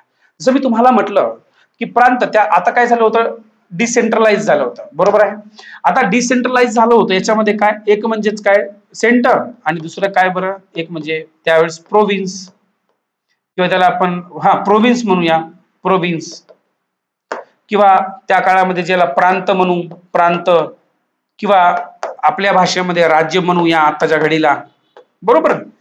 हे जे काही होतं, असं बॉम्बे, मद्रास आहे, कलकत्ता, बेंगॉल आहे, बेंगॉल आहे, बिहार आहे, ओरिसा आहे, हे जे काही होते, यामध्ये विधिमंडळामध्ये पद भरलेली आहे. आणि ही जेव्हा पद भरली त्या काळामध्ये निवडणुका जेव्हा आल्या, त्या पण निवडणूक हा शब्द वापरता आला नाही. म्हणून गव्हर्नर जनरलच्या काउन्सिलमध्ये गव्हर्नर जनरलला अधिक काही जे सदस्य आहे, जवळपास 7 सदस्य आहेत, त्या सदस्यांचा याच्यामध्ये समावेश करण्यात आला असं म्हणता येईल. परंतु मग तुमच्या आता थोडंसं परिचित असणारा कायदा जो म्हणजे 1909चा, ज्याला मोर्ले मिंटो सुधारणा कायदा पण म्हणतो. तुम्हाला माहिती आहे मोर्ले कोण होते, नोट डाऊन करून घ्या, अगदी सोपं आहे. मोर्ले भारत मंत्री होते, मिंटो हे व्हाईसरॉय होते. आता मोर्ले मिंटो सुधारणा कायदा आपण याच दुसऱ्या शब्दामध्ये म्हणतो 1909चा मोर्ले मिंटो सुधारणा कायदा. बस परत सांगतो मी, परत करत चला. या कायद्याच्या आधी प्रशासकीय जी पद्धत, कोणत्या सुधारणा असाव्यात, हा जो सल्ला आहे, हा सल्ला देण्यासाठी साधारणतः ऑगस्ट 1906 मध्ये एक समिती नेमण्यात आली. प्रशासकीय पद्धतीमध्ये कोणत्या सुधारणा असाव्यात असा सल्ला देण्यासाठी एक समिती नेमण्यात आली. त्या समितीचं नाव काय होतं माहिती आहे? व्हिडिओ पॉज करा, तुम्ही कमेंटमध्ये उत्तर देऊ शकता. त्या समितीचं नाव होतं अरुंडेल समिती. ही समिती ऑगस्ट महिन्यामध्ये 1906 मध्ये आलेली, लक्षात घ्या. ऑगस्ट मध्ये 1906 मध्ये आलेली ही समिती आहे. येते लक्षात. आता पहिल्यांदाच 1909 मध्ये मित्रांनो व्हाईसरॉयच्या कार्यकारी मंडळामध्ये एक व्यक्ती आहे. त्या व्यक्तीचं नाव आहे सत्येंद्र सिन्हा. कोणाच्या? व्हाईसरॉयच्या. पहिल्यांदा, प्रथमतः हे गोष्ट लक्षात घ्या. कार्यकारी मंडळामध्ये सत्येंद्र सिन्हा ही पहिली व्यक्ती आहे जी कायदा सदस्य म्हणून ह्यांची नियुक्ती करण्यात आलेली आहे. आणि हे जेव्हा झाली ती तत्पूर्वी जर पाहिलं तर 1907 मध्ये भारत मंत्र्याच्या इंडिया काउन्सिल ऍक्ट मध्ये जर पाहिलं आपण तर ज्याच्यामध्ये एक व्यक्ती होते, त्याचं नाव, एक दोन व्यक्ती होते, त्यांचं नाव जे आहे भारत मंत्र्यांच्या जे इंडिया काउन्सिल मध्ये, तर त्यांचं नाव होतं के.जी. गुप्ता आणि अजून एक नाव होतं, त्यांचं नाव होतं हुसैन बलग्रामी. आता हे जे के.जी. गुप्ता आणि हुसैन बलग्रामीच आहे. तर हे जे दोन व्यक्ती होते यांची निवड करण्यात आली. मग जेव्हा यांची निवड करण्यात आली भारत मंत्र्याच्या इंडियामध्ये, जेव्हा इंडिया काउन्सिलमध्ये, तर यामध्ये केंद्रीय कायदे मंडळाची जे सदस्य आहेत त्या केंद्रीय कायदे मंडळाची सदस्य संख्या 16 वरून ती किती करण्यात आली? हे कायदा आहे तो 16 वरून करण्यात आली मित्रांनो 60. किती करण्यात आली? 16 वरून 60 करण्यात आली. आणि केंद्रीय तुम्हाला कायदे मंडळामध्ये एकूण सदस्य संख्या किती झाली मग ती आता ती वाढली, तुम्ही त्याच्यामध्ये पाहू शकता. म्हणून आता सदस्यांना अर्थसंकल्पावरती पुरवणी प्रश्न विचारण्याची संधी आली आणि त्याच्यामध्ये हा ठराव मांडण्याची अनुमती सुद्धा आली. मुस्लिमांना स्वतंत्र मतदारसंघ देण्यात आलं. म्हणून सांप्रदायिकत्वाला जे आहे, सांप्रदायिकत्वाला सेपरेट इलेक्टोरेट असं म्हटलं गेलं. हे जे सेपरेट इलेक्टोरेट जे आहे, हे जे आहे यामध्ये कायदेशीर स्वरूप मिळालं. म्हणून मिंटो याला सांप्रदायिक मतदारसंघाचे जनक असं सुद्धा म्हटल्या गेलेलं आहे अनेक पुस्तकामध्ये. आणि तुम्हाला सरळ सेवेच्या परीक्षांमध्ये असे वेगवेगळे परीक्षा ज्या आहेत अनेक प्रकारच्या तुम्ही जर पाहिल्या तर त्यामध्ये अशा पद्धतीचे प्रश्न हे येतात, सिंगल नाही. पण तुम्ही जर रायटिंग करत असाल किंवा ऑब्जेक्टिव्हचा जर पेपर सोडवत असाल तेव्हा त्यावेळेस तुम्हाला हे समजलं पाहिजे. म्हणून या कायद्यानं प्रथम अप्रत्यक्ष निवडणुकीचं तत्व काही अंशी मान्यता केलं गेलं आणि स्वतंत्र निर्वाचन आयोगाची स्थापना सुद्धा याच कायद्यामध्ये करण्यात आली. तो कायदा 1909चा एक गोष्ट लक्षात घ्या. म्हणून आपण पाहू शकतो की भारत सरकारचा कायदा 1909 बद्दलची जी मत आहे त्याबद्दल काही लोकांनी काय म्हटलं. महात्मा गांधीजीचा जर विचार पाहिला आपण तर महात्मा गांधीजी काय म्हणतात तर त्यावेळेस त्यांचं मत असं असतं की महात्मा गांधीजी म्हणते की मोर्ले मिंटो सुधारणा आपल्या नाशांचे जे काही कारण ठरलेलं आहे. कोण म्हणते याची? महात्मा गांधीजी म्हणतात. याच्या पुढे जाऊन सांगायचं झालं के.एम. मुन्शी असं म्हणतात उद्यनमुखी लोकशाहीचा भोसकलं गेला ऍज इट इज. जसं तुम्हाला पुस्तकांनी दिसेल कारण याच्यामध्ये तुम्ही असंच हे करा, कारण तुम्हाला जोड्या लावामध्ये वगैरे प्रश्न येऊ शकतात. जवाहरलाल नेहरू असं म्हणतात मुस्लिमांच्या सभोवती राजकीय अडथळा निर्माण झाला आहे. आणि आरशी मुजुमदार काय म्हटले? हा कायदा म्हणजे जन्माला आलेलं मृत बालक आहे. आणि याच्या पुढचा जो एक कायदा आहे जसं मी तुम्हाला सांगतो त्या कायदा बघा, तो 1909च्या बद्दलची जी मत आहे ते मत मी तुम्हाला आता जे सांगितली आहे. त्याच्यानंतर 1919चा जो कायदा आहे 1919चा कायदा ज्याला आपण मॉन्टेग्यू चेम्सफोर्ड सुधारणा, परत तोच मॉन्टेग्यू हे भारत मंत्री चेम्सफोर्ड व्हाईसरॉय होते. आता पाहिलं असेल 20 ऑगस्ट 1917, हे 20 ऑगस्ट 1917 आठवत असेल तुम्हाला. 20 ऑगस्ट 1917 या मध्ये काय झालं ते काय म्हटले होते की टप्प्याटप्प्यानं जबाबदार शासन स्थापन करण्याचं उद्दिष्ट असल्याचं पहिल्यांदाच घोषित करण्यात आलं. त्यांचं नाव मॉन्टेग्यू घोषणा म्हणून सुद्धा संबोधलं गेलं. काही ओळखल्या जाते, त्यांना परिचित आहे. इतिहासमध्ये तुम्ही वाचला असेल तर 1917ला टप्प्याटप्प्याने जबाबदार शासन हे स्थापन करण्याचे उद्दिष्ट असल्याचं पहिल्यांदा घोषित करण्यात आलं. हे लक्षात घ्या, फार महत्वाचा विषय आहे आणि प्रश्न येऊन गेला यावर. म्हणून स्वराज्याची मागणी ही जी आहे मित्रांनो तो ब्रिटिशांनी तत्वतः मान्य केली. आता पूर्ण नाही, काही अंशतः असं म्हणता येईल. मग ही जेव्हा मान्य केली पुढे झालं काय? केंद्रीय आणि प्रांतिक विषय हे वेगळे केले. आठवतं? आणि या केंद्रीय आणि प्रांतिक विषय हे वेगळे केले. यामध्ये या विषयांचं सोपीव आणि राखीव नावाची खाती असं विभाजन करण्यात आलं. फार महत्वाचं आहे. सोपीव आणि राखीव काय आहे बरं याच्यामध्ये? खात्यांमध्ये राखीव काहीतरी राखीव आहेत, सोपीव मध्ये याच्यामध्ये सगळेजण आहेत असं म्हणता येईल का? असं म्हणता येईल की ज्याच्यामध्ये कायदे मंडळाला उत्तरदायी असलेल्या मंत्र्यांच्या साह्यानं, परत सांगतो लक्ष द्या काय म्हणतोय मी, ऐका माझं. कायदे मंडळ जे आहे, कायदे मंडळ म्हणजे काय हे पण सांगतो तुम्हाला. असे काही काही शब्द आहेत ज्या शब्दांचा कम्पॅरेटिव्हली स्टडी केला तर तुम्ही कन्फ्युजन होसाल की अरे हे कायदे मंडळ म्हणजे काय. त्याच्यामध्ये परत तुम्हाला कार्यकारी मंडळ म्हणजे काय. म्हणून तो लोकप्रशासन जेव्हा मी शिकवतो त्यावेळेस खूप डिटेलमध्ये असतात ह्या गोष्टी, खूप सविस्तर असतात, या शब्दांची फोड होत आहे. वन टाइम मध्ये मी जसं आता सांगितलं की आमच्या एक विद्यार्थिनी आहेत, त्या टायमाला जे लोकप्रशासनच ऑप्शनल होतं त्यांना 2022 आणि 2023 दोन्ही परीक्षांमध्ये पोस्ट एमपीएससी मधून सुपर क्लास 1च्या दोन्ही पोस्ट दोन्ही मध्ये सुद्धा सिलेक्ट झाल्या. आता त्यांच्याकडे कन्फ्युजन असं आहे की कोणती पोस्ट मी स्वीकारू. ठीक आहे, असं एकंदरीत. म्हणून हे फार डिटेल तुम्हाला स्टेट बोर्डची जी बॅच आहे मी म्हणत असतो किंवा एनसीईआरटीची, जर तुम्ही डिस्क्रिप्टिव्ह करत असाल तर आपली ही महाराष्ट्रातली पहिली बॅच आहे जी बायलिंग्वल, जवळपास 2 वर्ष झाली आपण या बॅचला अंमलात आणलेला आहे. एनसीईआरटी फार डिटेलमध्ये आहे, फार डिटेलमध्ये. ठीक आहे, म्हणून कायदे मंडळाला उत्तरदायी असलेल्या मंत्र्याच्या साह्यानं गव्हर्नर काय करायचे, सोपीव विषयाकडे प्रशासन पाहतील. कसं आहे आता कायदे मंडळाला, जर आत्ताच्या घडीला कायदे मंडळाला उत्तरदायी कोण असं सांगा बरं कमेंट मध्ये. आत्ताच्या मुवमेंटला सांगतो मी, आता भारतामध्ये त्या काळातलं सांगतो.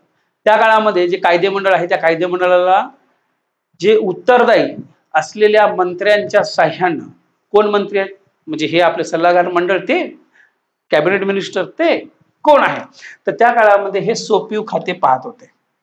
हे देखील लक्षात. कोण पाहत होतं तर सोपीव विषयांचं प्रशासन कोण पाहतील तर ते गव्हर्नर पाहतील.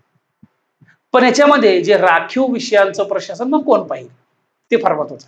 या राखीव विषयाचं जे प्रशासन आहे मित्रांनो ते गव्हर्नर जे आहे ते मंत्र्यांच्या साह्यानं पाहतील.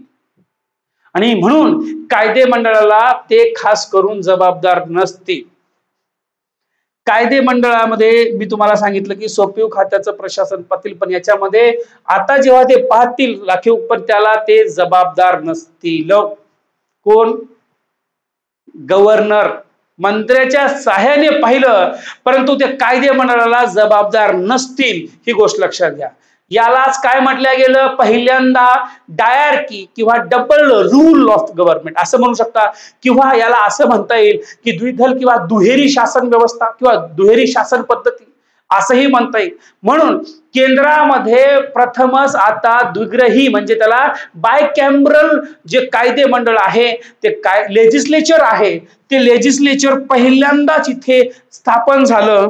आणि याच्यामध्ये या कायदे मंडळामध्ये बायकॅम्ब्रल म्हणजे काय, डायरेक्ट डबल रूल म्हणजे काय, तर आता 2 सभागृह आले. एक सभागृह सध्याच्या घडीला एक लोकसभा प्लस राज्यसभा आता जे म्हणतो, पण त्या काळामध्ये हाऊस ऑफ कॉमन म्हणा किंवा इथे राज्यांचं प्रतिनिधित्व करणारा म्हणा वेगवेगळे आहेत. ते मी तुम्हाला सांगणारच आहे डिटेलमध्ये, काळजी करू नका त्याची. मी काही लवकर थोडासा मोठा लेक्चर होईल पण डिटेलमध्ये आहे, याच्या बाहेर काहीच नाही असं सांगता येईल तुम्हाला. म्हणून या अहवालामध्ये जबाबदार शासन जे आहे बायकॅम्ब्रल जसं मी तुम्हाला निर्मिती करण्यात आली, या अहवालामध्ये पहिल्यांदा जे जबाबदारी होती ते जबाबदार शासन क्रमाक्रमाने काय केलं, यांनी स्थापन करण्याची पहिली पावलं प्रांतिक स्तरावरती टाकण्यात आली, पहिली. म्हणून याच्यामध्ये एक उजाड जाते म्हणजे 1 एप्रिल 1921. या 1 एप्रिल 1921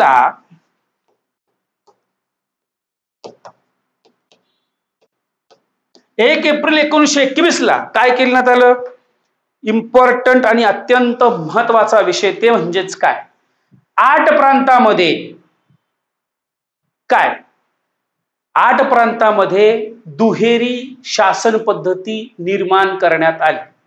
समजलं, दुहेरी शासन पद्धती. मग हे 8 प्रांत होते कोणते, अगदी सोपे आहे. जसं जर तुम्हाला मी सांगितलं पहिले तेच, जसं BBO असे काही शॉर्टकट ट्रिक सांगितलं त्याच पद्धतीनं मुंबई, मद्रास, बंगाल, आसाम, बिहार, मध्य प्रांत, संयुक्त प्रांत आणि पंजाब, संपला विषय. ठीक आहे. कसं सांगाल मग? MMBOB, बरोबर आहे काय? MMBOB म्हणजे काय? मुंबई, मद्रास, बंगाल, आसाम, बिहार, मध्य प्रांत, संयुक्त प्रांत आणि पंजाब. अगदी सोपं आहे, तुम्ही हे लक्षात ठेवा. बरोबर. म्हणून MMBOB, MSP, MSP झालं. परत एकदा आठवण, हे 8 प्रांत एकाच फ्लो मध्ये म्हणा तुम्ही माझ्यासोबत. व्हिडिओला पॉज करा मी म्हटल्यानंतर आणि तुम्ही पण म्हणून दाखवा. मुंबई, मद्रास, बंगाल, आसाम, बिहार, मध्य प्रांत, संयुक्त प्रांत आणि पंजाब या ठिकाणी काय करण्यात आलं?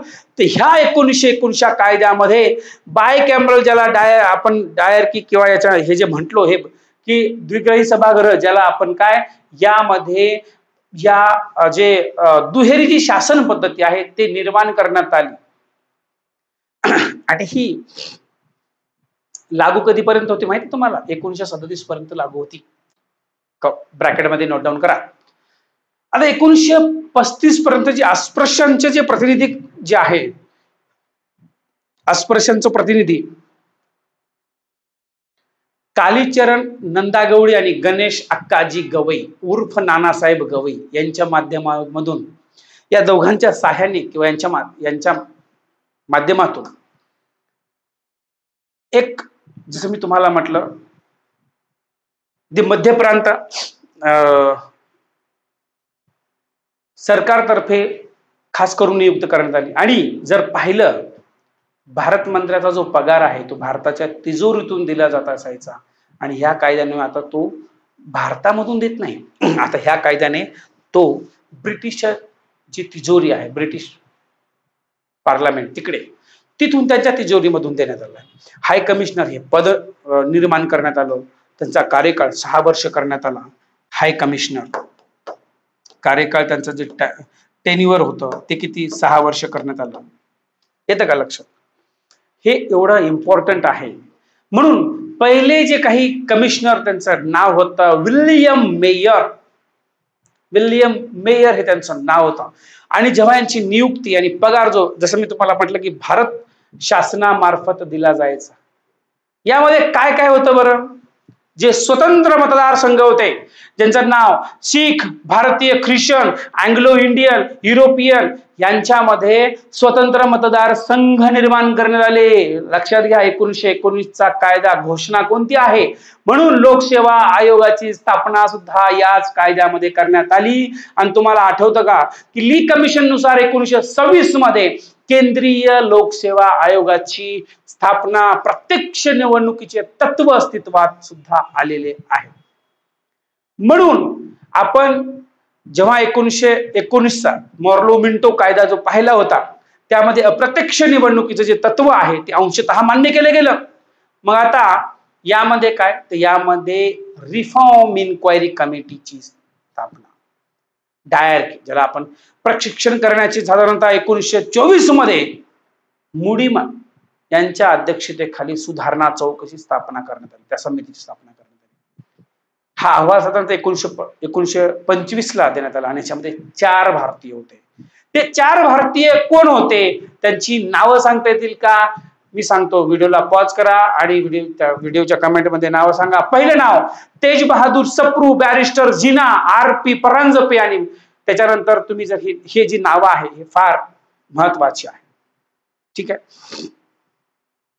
तर जसं जिना, आता सायमन कमिशन आठवतं का तुम्हाला? थोडंसं पुढे जाऊ, 1909.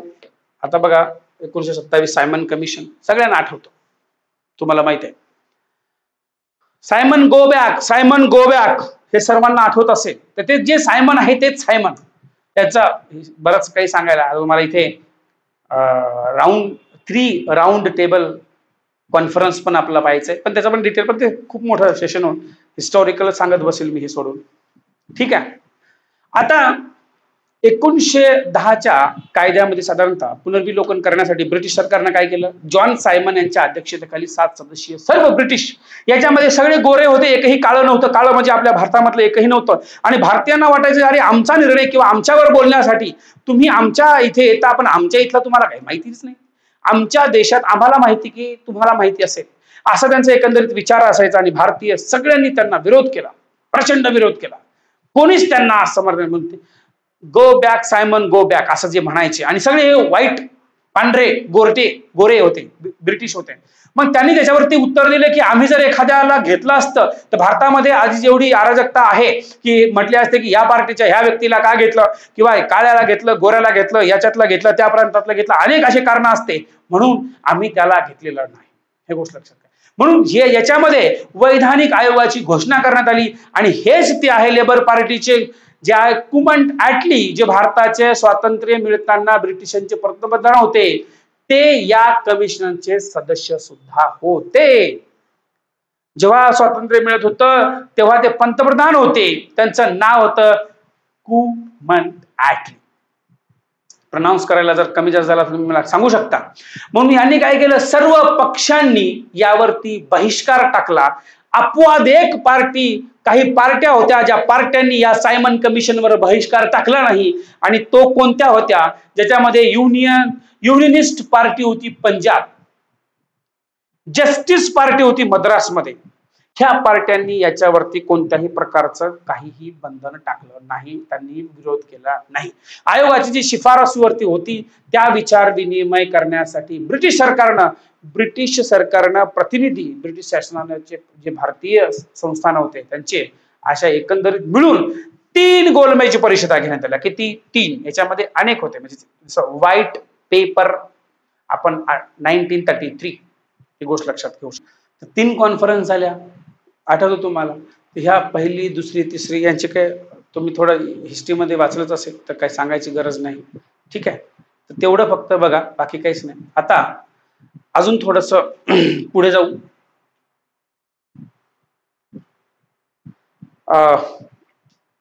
जे सायमन कमिशनचं जे गो बॅक म्हटलं होतं आपण, त्यावर थोडस आपण अजून थोडं बोलू. जे पार्टी आहे जस्टिस पार्टी वगैरे, जसं मी तुम्हाला सांगितलं. आता पुढे जे 7 सदस्यांचा जो उल्लेख केला मी, त्या उल्लेख पण तुम्हाला मी सांगितला, बरोबर. आता अजून थोडंसं सांगतो. 3 गोलमेज परिषदा झाल्या, जे 1930 ला, साधारणतः 7 सप्टेंबर 1931 ते 1 डिसेंबर 1931. ठीक आहे, थोडस कॅमेऱ्याला काहीतरी इश्यू झाले, तर आपण गोलमेज परिषद 3 राऊंड टेबल कॉन्फरन्स आपण पाहत होतो. तर यामध्ये थोडा कॅमेऱ्याला इश्यू आला आणि ते प्रॉब्लेम सॉल्व्ह करण्यात थोडासा वेळ गेला, म्हणून परत आपण कंटिन्यू करू. यामध्ये जसं मी तुम्हाला म्हटलं की 3 राऊंड टेबल कॉन्फरन्सेस जी होत्या, तर 3 कॉन्फरन्स झाल्या. या 3 कॉन्फरन्स मध्ये काय आहे, आता जसं याचा उद्देश काय होता, तर तुम्ही इतिहासमध्ये वाचलं असेल की काय गरज होती सायमन कमिशनचं, जी पार्श्वभूमी आहे ते, त्याच्यानंतर गांधीजींचा रोल काय याच्यामध्ये लक्षात येतो. त्यानंतर बाकीचे जसं तुम्हाला जे पंडित जवाहरलाल नेहरू त्यांचा एक रोल, तर हे सगळं जे काही आहे त्याच्यामध्ये कोणी कोणी सहभाग घेतला या 3ही परिषदेमध्ये, ते पण आपल्या इथे पाहायला मिळेल. 3 गोलमेज परिषदा झाल्या. त्याच्यामध्ये जी पहिली गोलमेज परिषद जी झाली ती 12 नोव्हेंबर 1930 ला झालेली आहे. ही पहिली जी होती ती 12 नोव्हेंबर 1930 ला जी आहे ही पहिली गोलमेज परिषद झाली. आता पहिली गोलमेज परिषद झाल्यानंतर त्या गोलमेज परिषदेमध्ये होतं असं की गेले तर होते, बरेच लोक गेले होते त्याच्यामध्ये, पण घडलं काहीच नाही. नुसतं गेले आणि ते थोडंफार नॉर्मल बोलणं झालं आणि त्याच्यामध्ये आउटपुट काहीच नाही आलं. तर ते तुम्हाला शिफारशी चांगल्या माहिती आहे, जे की आपल्या इथे गरज नाही, तो इतिहासमध्ये तुम्ही वाचत असाल. ज्यावेळेस तुम्ही इतिहास वाचता त्यावेळेस तुम्हाला या गोष्टी कळून जातात, म्हणून हे तुम्हाला थोडक्यात सांगतो मी आता. ठीक आहे, नाही तर परत अजून लेंदी लेक्चर होईल आपला. आता याच्यामध्ये जी दुसरी गोलमेज परिषद झाली त्यामध्ये बाकीच्या त्या पहिल्या गोलमेज परिषदेमध्ये फार काही असं जास्त तोडगा निघाला नाही, म्हणून मग बाकीच्या लोकांना इन्व्हाइट केलं. महात्मा गांधीजी या गोलमेज परिषदेमध्ये उपस्थित होते. दुसऱ्या ती 7 सप्टेंबर 1931 ला जी सुरुवात झाली होती, 7 सप्टेंबर 1931 ला जी सुरुवात झाली होती ही या गोलमेज परिषदेमध्ये महात्मा गांधीजी, डॉक्टर बाबासाहेब आंबेडकर. डॉक्टर बाबासाहेब आंबेडकर पहिल्या पण इथे पण होते आणि तिसऱ्या पण होते. तीनही गोलमेज परिषदेला डॉक्टर बाबासाहेब आंबेडकर उपस्थित होते. आणि ही जी गोलमेज परिषद चालली ते आता बघा इथे 7 सप्टेंबर ते 7 सप्टेंबर 1931 ते तुम्हाला 1 डिसेंबर 1900 जवळजवळ 31 पर्यंत चाललेली आहे ती. तर हे आपल्याला टाइम लाईन लक्षात ठेवायची आहे. हे 2 गोलमेज परिषदा झाल्या. याच्यानंतर पण तिसरी एक गोलमेज परिषद एवढंच थांबलं नाही. तर मग 17 नोव्हेंबर 1932 मध्ये ते जवळजवळ 24 डिसेंबर 1932 पर्यंत ती चालली होती. तर हे एक लक्षात ठेवा 1932 पर्यंत. तर हे टाइम तुम्ही नोट डाऊन करा. आता इथं जर लिखाण केलं तर अजून आपला टाइम हा कंझ्युम होईल. म्हणून जे सायमन कमिशनच्या ज्या अहवाल झाला त्या अहवालामध्ये ज्या शिफारशी होत्या त्या शिफारशीवर काय होतं, या 3 कॉन्फरन्सचा काय रोल आपण इथं घेण्याची आवश्यकता आहे. तर दुहेरी जी शासन व्यवस्था जी होती ती या ठिकाणी शासन व्यवस्था रद्द करावी असं एकंदरीत आलेलं होतं. आता तुम्हाला आठवतं का, जेव्हा मी दुहेरी शासन व्यवस्था ही जी बाय कॅमरल जी होती, हे जे डबल गव्हर्नमेंट होतं, हे काय होतं, कसं आहे, याच्यामध्ये काय सांगण्याचा विषय होता, हे तुम्हाला एकंदरीत लक्षात आलं असेल. मग प्रांत रचनाची जी काय आहे ते प्रांत जी होते त्या प्रांतांची संपूर्ण स्वायत्तता या सायमन कमिशनच्या शिफारशीमध्ये, ही दुसरी जी शिफारस होती ते असं म्हणणं आले होते की त्यामध्ये हे सांगण्यात आलं की जे प्रांत आहे या प्रांतामध्ये त्यांची संपूर्ण स्वायत्तता आणि प्रांतिक गव्हर्नरांना ते काही प्रमाणामध्ये त्यांना अधिकार दिले पाहिजे. मग आता याच्यामध्ये फार महत्वाचा जो मुद्दा होता तो सांप्रदायिकतेचा जो की मागणी होती याच सायमन कमिशनच्या शिफारशीमध्ये तिसरी जी शिफारस होती. मग सायमन कमिशन मध्ये सांगितलं असं की जे सांप्रदायिक मतदान पद्धती जी आहे ते तशीच पद्धत जी आहे ती पुढे चालू ठेवावी. आता ही जी पद्धत पुढे चालू ठेवावी असं जे एका शिफारशीमध्ये म्हटलं होतं, पण एकंदरीत आपण जर पाहिलं तर यालाही विरोधच होता की कशासाठी. मग ब्रिटिश भारत जेव्हा ब्रिटिश भारतामध्ये जे होते, आता जवळपास आपण बरेच स्वातंत्र्याच्या जवळ येतोय, मग या संस्था जी आहे किंवा ते संस्थान जे आहे यांचं स्वराज्य स्थापन करावं असं एकंदरीत त्या शिफारशीमध्ये होतं. जे ब्रिटिश भारतमध्ये संस्थान जे काही, आता संस्थान तुम्हाला माहित आहे त्याच्यामध्ये बॉम्बे, मद्रास, बिहार, ओरिसा हे सगळे तिथे होते. आपण चांगले परिचित आहोत त्याला. मी सांगितलं तुम्हाला सुरुवातीला जे की आहे ते. मग उच्च न्यायालयावर भारत सरकारचं प्रशासकीय नियंत्रण. आता उच्च न्यायालयावर भारत सरकारचं प्रशासकीय नियंत्रण ही एक शिफारस याच सायमन कमिशन मध्ये होते.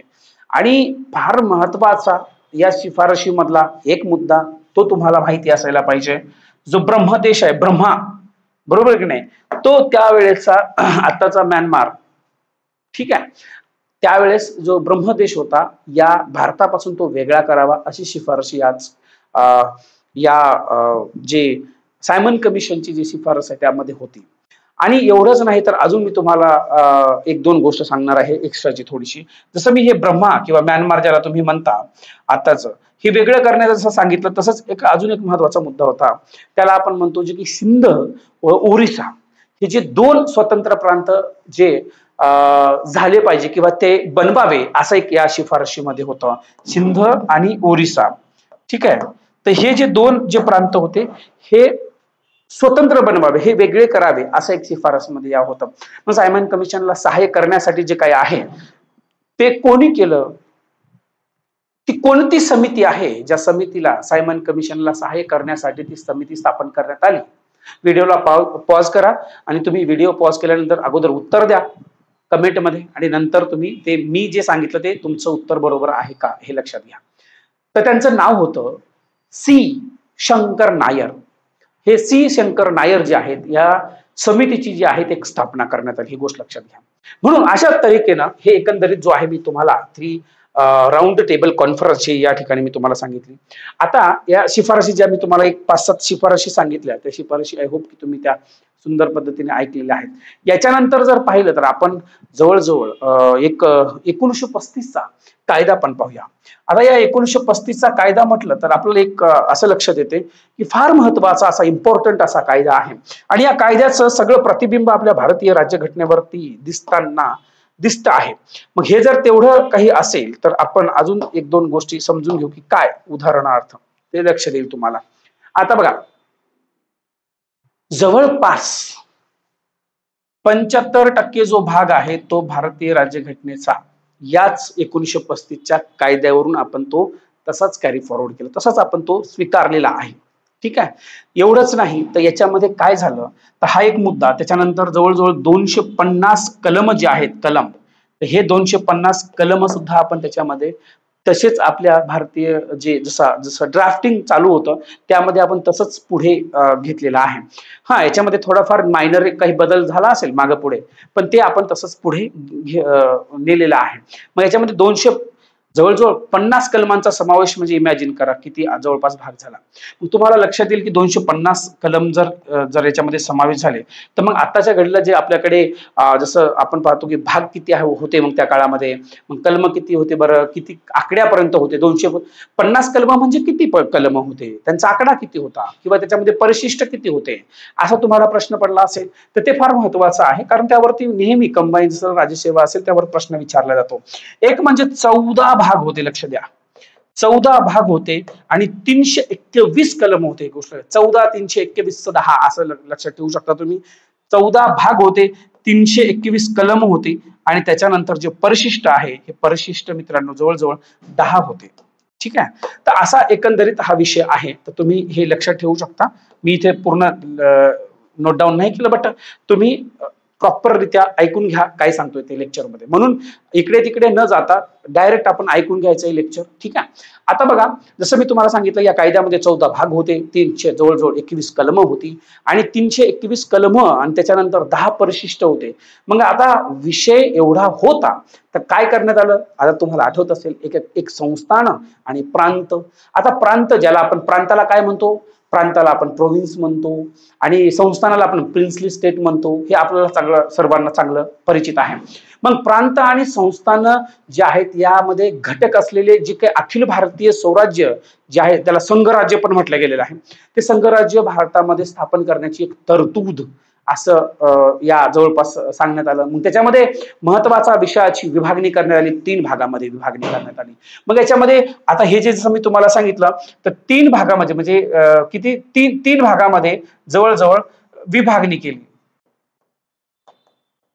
ठीक आहे. आता हे जे 3 भागातली विभागणी आहे, काय विभागणी होती, आता तुम्हाला आत्ताच जर सांगितलं तर तुम्हाला लक्षात येते लगेच. एक म्हणजे तुम्हाला माहिती आहे सेंटर, दुसरा आहे स्टेट आणि कन्करंट लिस्ट, असे 3 आहेत आणि याच्यामधला भाग तसाच त्याही वेळेस होता. मग ती जे की एक आपल्याला माहिती आहे, पण संस्थान जे आहेत या संस्थान सहभागी झाल्यानं जे काही संघराज्य अस्तित्वात आलं ते आले का, हा एक प्रश्न होता. तर त्यावेळेस ते संघराज्य अस्तित्वात आलं नाही. मग त्याचं काय झालं तर या 3 भागामध्ये, म्हणजे 1 नंबरला सांगतो मी तुम्हाला संघसूची.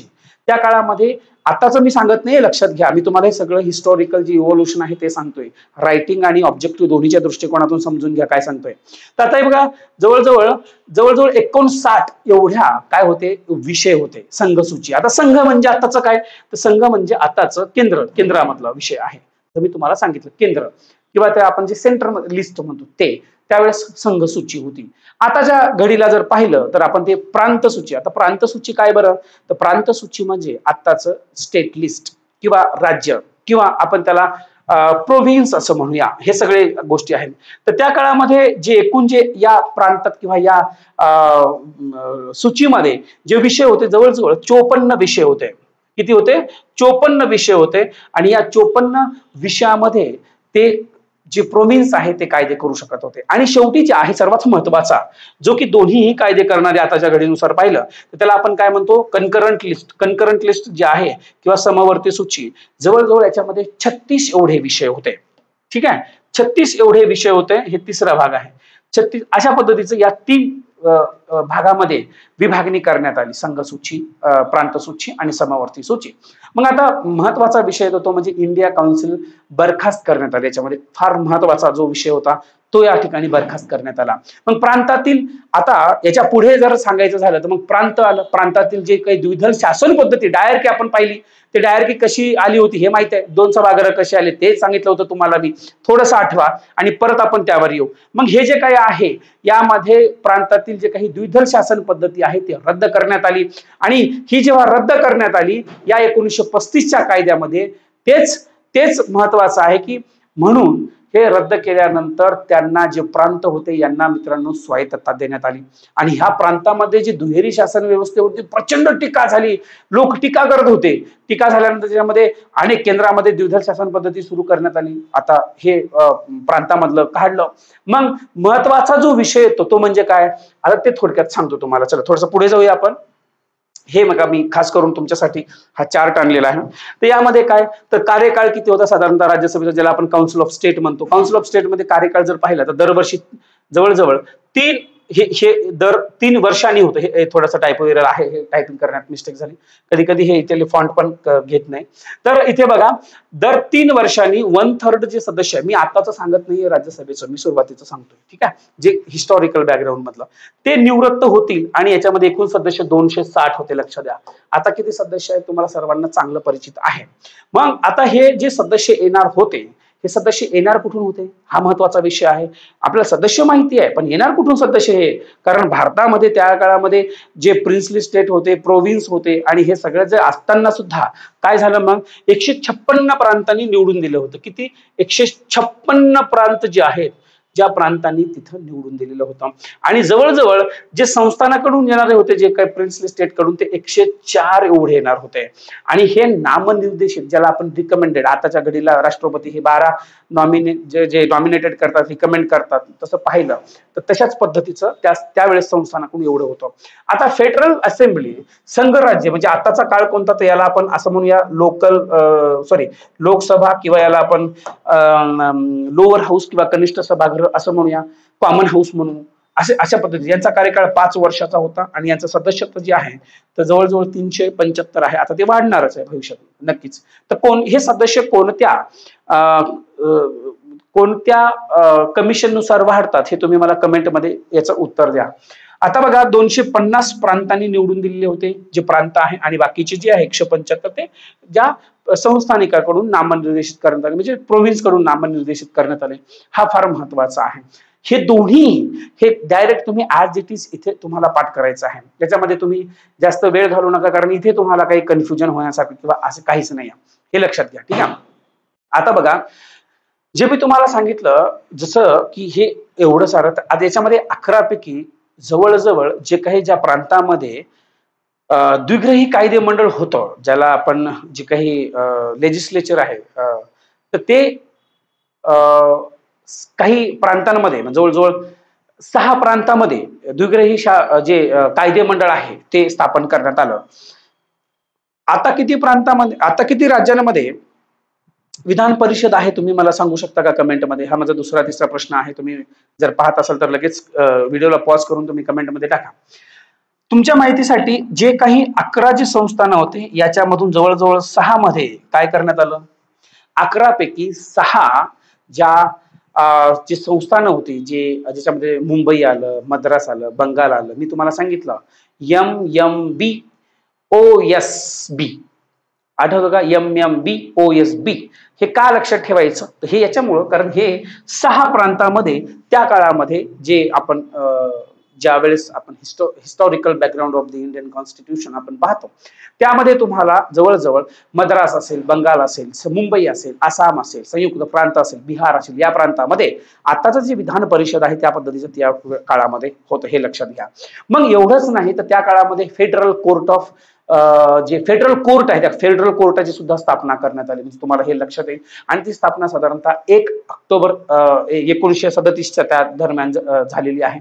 मग त्याच्यामध्ये जवळजवळ लोक किती होते, आता तुम्हाला आठवते की 74 मध्ये 1774चा आपण जेव्हा ऍक्ट वाचत होतो, त्यामध्ये जे कोर्ट होता अपेक्स, त्याच्यामध्ये किती 1+3 असा रेशो होता. हे सर एलिझा इम्पे आणि हे 3 सदस्य होते. तर एकूण 4 सदस्य, हे 4 होते त्या ठिकाणी न्यायाधीश. आता या ठिकाणी किती न्यायाधीश असतील बरं, तर या ठिकाणी जे न्यायाधीश होते एकंदरीत होते ते सरन्यायाधीश 6 न्यायाधीश या ठिकाणी होते. मग 1 ऑक्टोबर 1937 रोजी जे स्थापन झाले, त्यामध्ये 1 सरन्यायाधीश होते आणि 6 बाकीचे इतर न्यायाधीश होते, म्हणजे एकूण 7 जण होते. 7चा रेशो कसा, 1 सरन्यायाधीश आणि 6 बाकीचे जे इतर न्यायाधीश होते. तर हे आपल्याला याच्यामध्ये फार महत्वाचं आहे, जे लक्षात ठेवायचं. आता देशातील महत्वाचा विषय, जसं देशामध्ये चलन असेल किंवा पुरवठा असेल किंवा त्याच्यामध्ये तुम्हाला त्यांचे नियम असेल किंवा हे सगळं जे करण्याचे आहे, की जे मॉनिटरी पॉलिसीज किंवा जे काही मॉनिटर करण्यासाठी सेंट्रल बँकची स्थापना करण्यात आली. म्हणजे सेंट्रल बँक म्हणजे कोणती? एक रिझर्व्ह म्हणजे भारतीय रिझर्व्ह बँकची स्थापना करण्यात आली. हा महत्वाचा आहे या 1935. मग हे जे 1935चा जो आम्ही जे सांगतोय तुम्हाला, याच्या पुढे काय, तर ह्याच्यामध्ये एकच मिनिट आपण ते पुढे गेलो, ठीक आहे. तर याच्यामध्ये एक जे जे रिझर्व्ह बँक ऑफ इंडिया, या रिझर्व्ह बँक ऑफ इंडियाची स्थापना करण्यात आली. हे एक फार महत्वाचं आहे, आपल्याला लक्षात घ्यावं लागेल. मग आता राहिला पुढचा प्रश्न. जसं मी तुम्हाला सांगितलं, ही स्थापना करण्यात कधी आली. आपण काय पाहतो, 1935चा कायदा, बरोबर आहे. कधी आला काय नाही ते सांगतोय तुम्हाला. मग तेच हे जे आरबीआय आहे याची स्थापना झाली होती 1 एप्रिल, लक्ष द्या, 1 एप्रिल 1935 मित्रांनो, ठीक आहे. 1 एप्रिल 1935 ला या रिझर्व्ह बँक ऑफ इंडियाची स्थापना झाली. आणि यामध्ये जवळजवळ जसं मी तुम्हाला सांगितलं, रिझर्व्ह बँक ऑफ कायदा जो आहे तो कायदा कधीचा, मग 1934चा संमत झालेला होता. आणि नंतर मग आरबीआयची स्थापना झाली. कायदा कोणता होता, स्थापना कधी झाली हे लक्षात घ्या. कशासाठी झाली, तर मॉनिटर करण्यासाठी. हे जे काही कायदे असतील, ते पतपुरवठा असेल, हे सगळं त्याच्यासाठी ही स्थापना करण्यात आली. लक्षात आलं. एकदा तुम्ही परत बघा, तुम्हाला जर कन्फ्युजन होत असेल तर. याच्यानंतर अजून फार इंटरेस्टिंग लेक्चर आहेत. जसं तुम्हाला मी म्हटलं, तुम्ही या आपल्या चॅनलवर नवीन असाल तर सबस्क्राईब करून ठेवा, तुम्हाला हे लिंक पूर्ण येत जातील, ठीक आहे. अजून आपण थोडंसं पुढे पाहू की याच्यामध्ये अजून काय आपल्याला हिस्ट्रीमध्ये जर पाहायचं झालं. तुम्हाला आठवत असेल की त्या काळामध्ये इंग्लंडमध्ये जे राज्य आहे त्या राज्याकडून काही गोष्टी करण्यात आल्या. म्हणजे काही, जसं एक नवीन ऍडव्होकेट जे जनरल आहे हे पद एक नवीन तयार करण्यात आलं होतं. तर कोणाच्या मदतीला, तर गव्हर्नर जनरलच्या मदतीचे त्यांच्या कार्यासाठी एक नवीन पद, ज्याचं नाव होतं ऍडव्होकेट जनरल, हे नवीन पद तयार करण्यात आलं. आता हे नेमणूक कोण करत होतं, तर इंग्लंडच्या राजाकडून याची नेमणूक होत होती. हे गोष्ट लक्षात घ्या. आता जसं मी तुम्हाला म्हटलं की संघ, ज्याला आपण फेडरल म्हणतो, प्रांतीय ज्याला आपण प्रोव्हिन्शियल म्हणतो, तुम्हाला माहिती आहे. संघ, आता फेडरल म्हणजे आताच्या याच्यात शब्द वेगळे आहेत, त्या काळात वेगळे होते. मग आणि दुसरं जे आहे संयुक्त लोकसेवा आयोग. संयुक्त म्हणजे त्याला आपण काय म्हणतो, कंबाईंड, किंवा त्याला आपण जे हे काही शब्द लक्ष्मीकांतमध्ये फार सुंदर त्याला शब्द वापरलेला आहे, ते तुम्ही पाहू शकता. आणि ते तुमच्या तिथे नाही, तर लक्ष्मीकांतमध्ये तुम्ही म्हणसाल सर वाचलं मी, पूर्ण काही दिलाच नाही. तर त्याच्या खाली जे छोटंसं असतं ना, हे पेज आहे, आणि या पेजमध्ये एवढं मोठं थेअरी आहे बघा, ही थेअरी आहे, थेअरी. आणि यामध्ये थोडंफार नॉर्मल त्याचा रेफरन्स दिला जातो ना, त्या ठिकाणी आहे, ठीक आहे. आणि युपीएससीला लोक आमचे जे आम्ही अभ्यास करत असताना आमचे मित्रपरिवार सगळे जे काही म्हणायचे की यार आपण तिला प्रेडिक्ट करू शकतोय, अनप्रेडिक्टेबल पब्लिक सर्व्हिस कमिशन असं म्हणायचो. तर का, तर ते प्रेडिक्शन फार म्हणजे कोणी करू शकत नाही अशी ती एक एक्झाम आहे. करणारे ते आपापल्या पद्धतीने आपापल्या गोष्टी सांगत असतात, त्यांच्यावर आपलं काही म्हणजे वैयक्तिक मत नाही, तो त्यांचा वैयक्तिक विषय आहे, ठीक आहे. तर ही गोष्ट लक्षात घ्या. आता याच्यानंतर बरं काय करण्यात आलं, जसं मी तुम्हाला म्हटलं की संयुक्त लोकसेवा आयोगाची जी स्थापना करण्यात आली. आणि एवढंच नाही, त्याच्या पुढे जर पाहिलं तुम्ही, आता जसं आताच्या घडीला पण एससी एसटीचा जो विषय आहे, जसं अनुसूचित जाती, त्याच्यानंतर महिला, कामगार यांच्यासाठी एक स्वतंत्र मतदारसंघ निर्माण करण्यात आला. हा फार महत्वाचा विषय होता. आणि जेव्हा स्वतंत्र मतदारसंघ निर्माण करण्यात आला, तेव्हा सगळेच जण मग परत त्याच अडचणींचे वाचा फोडू लागले.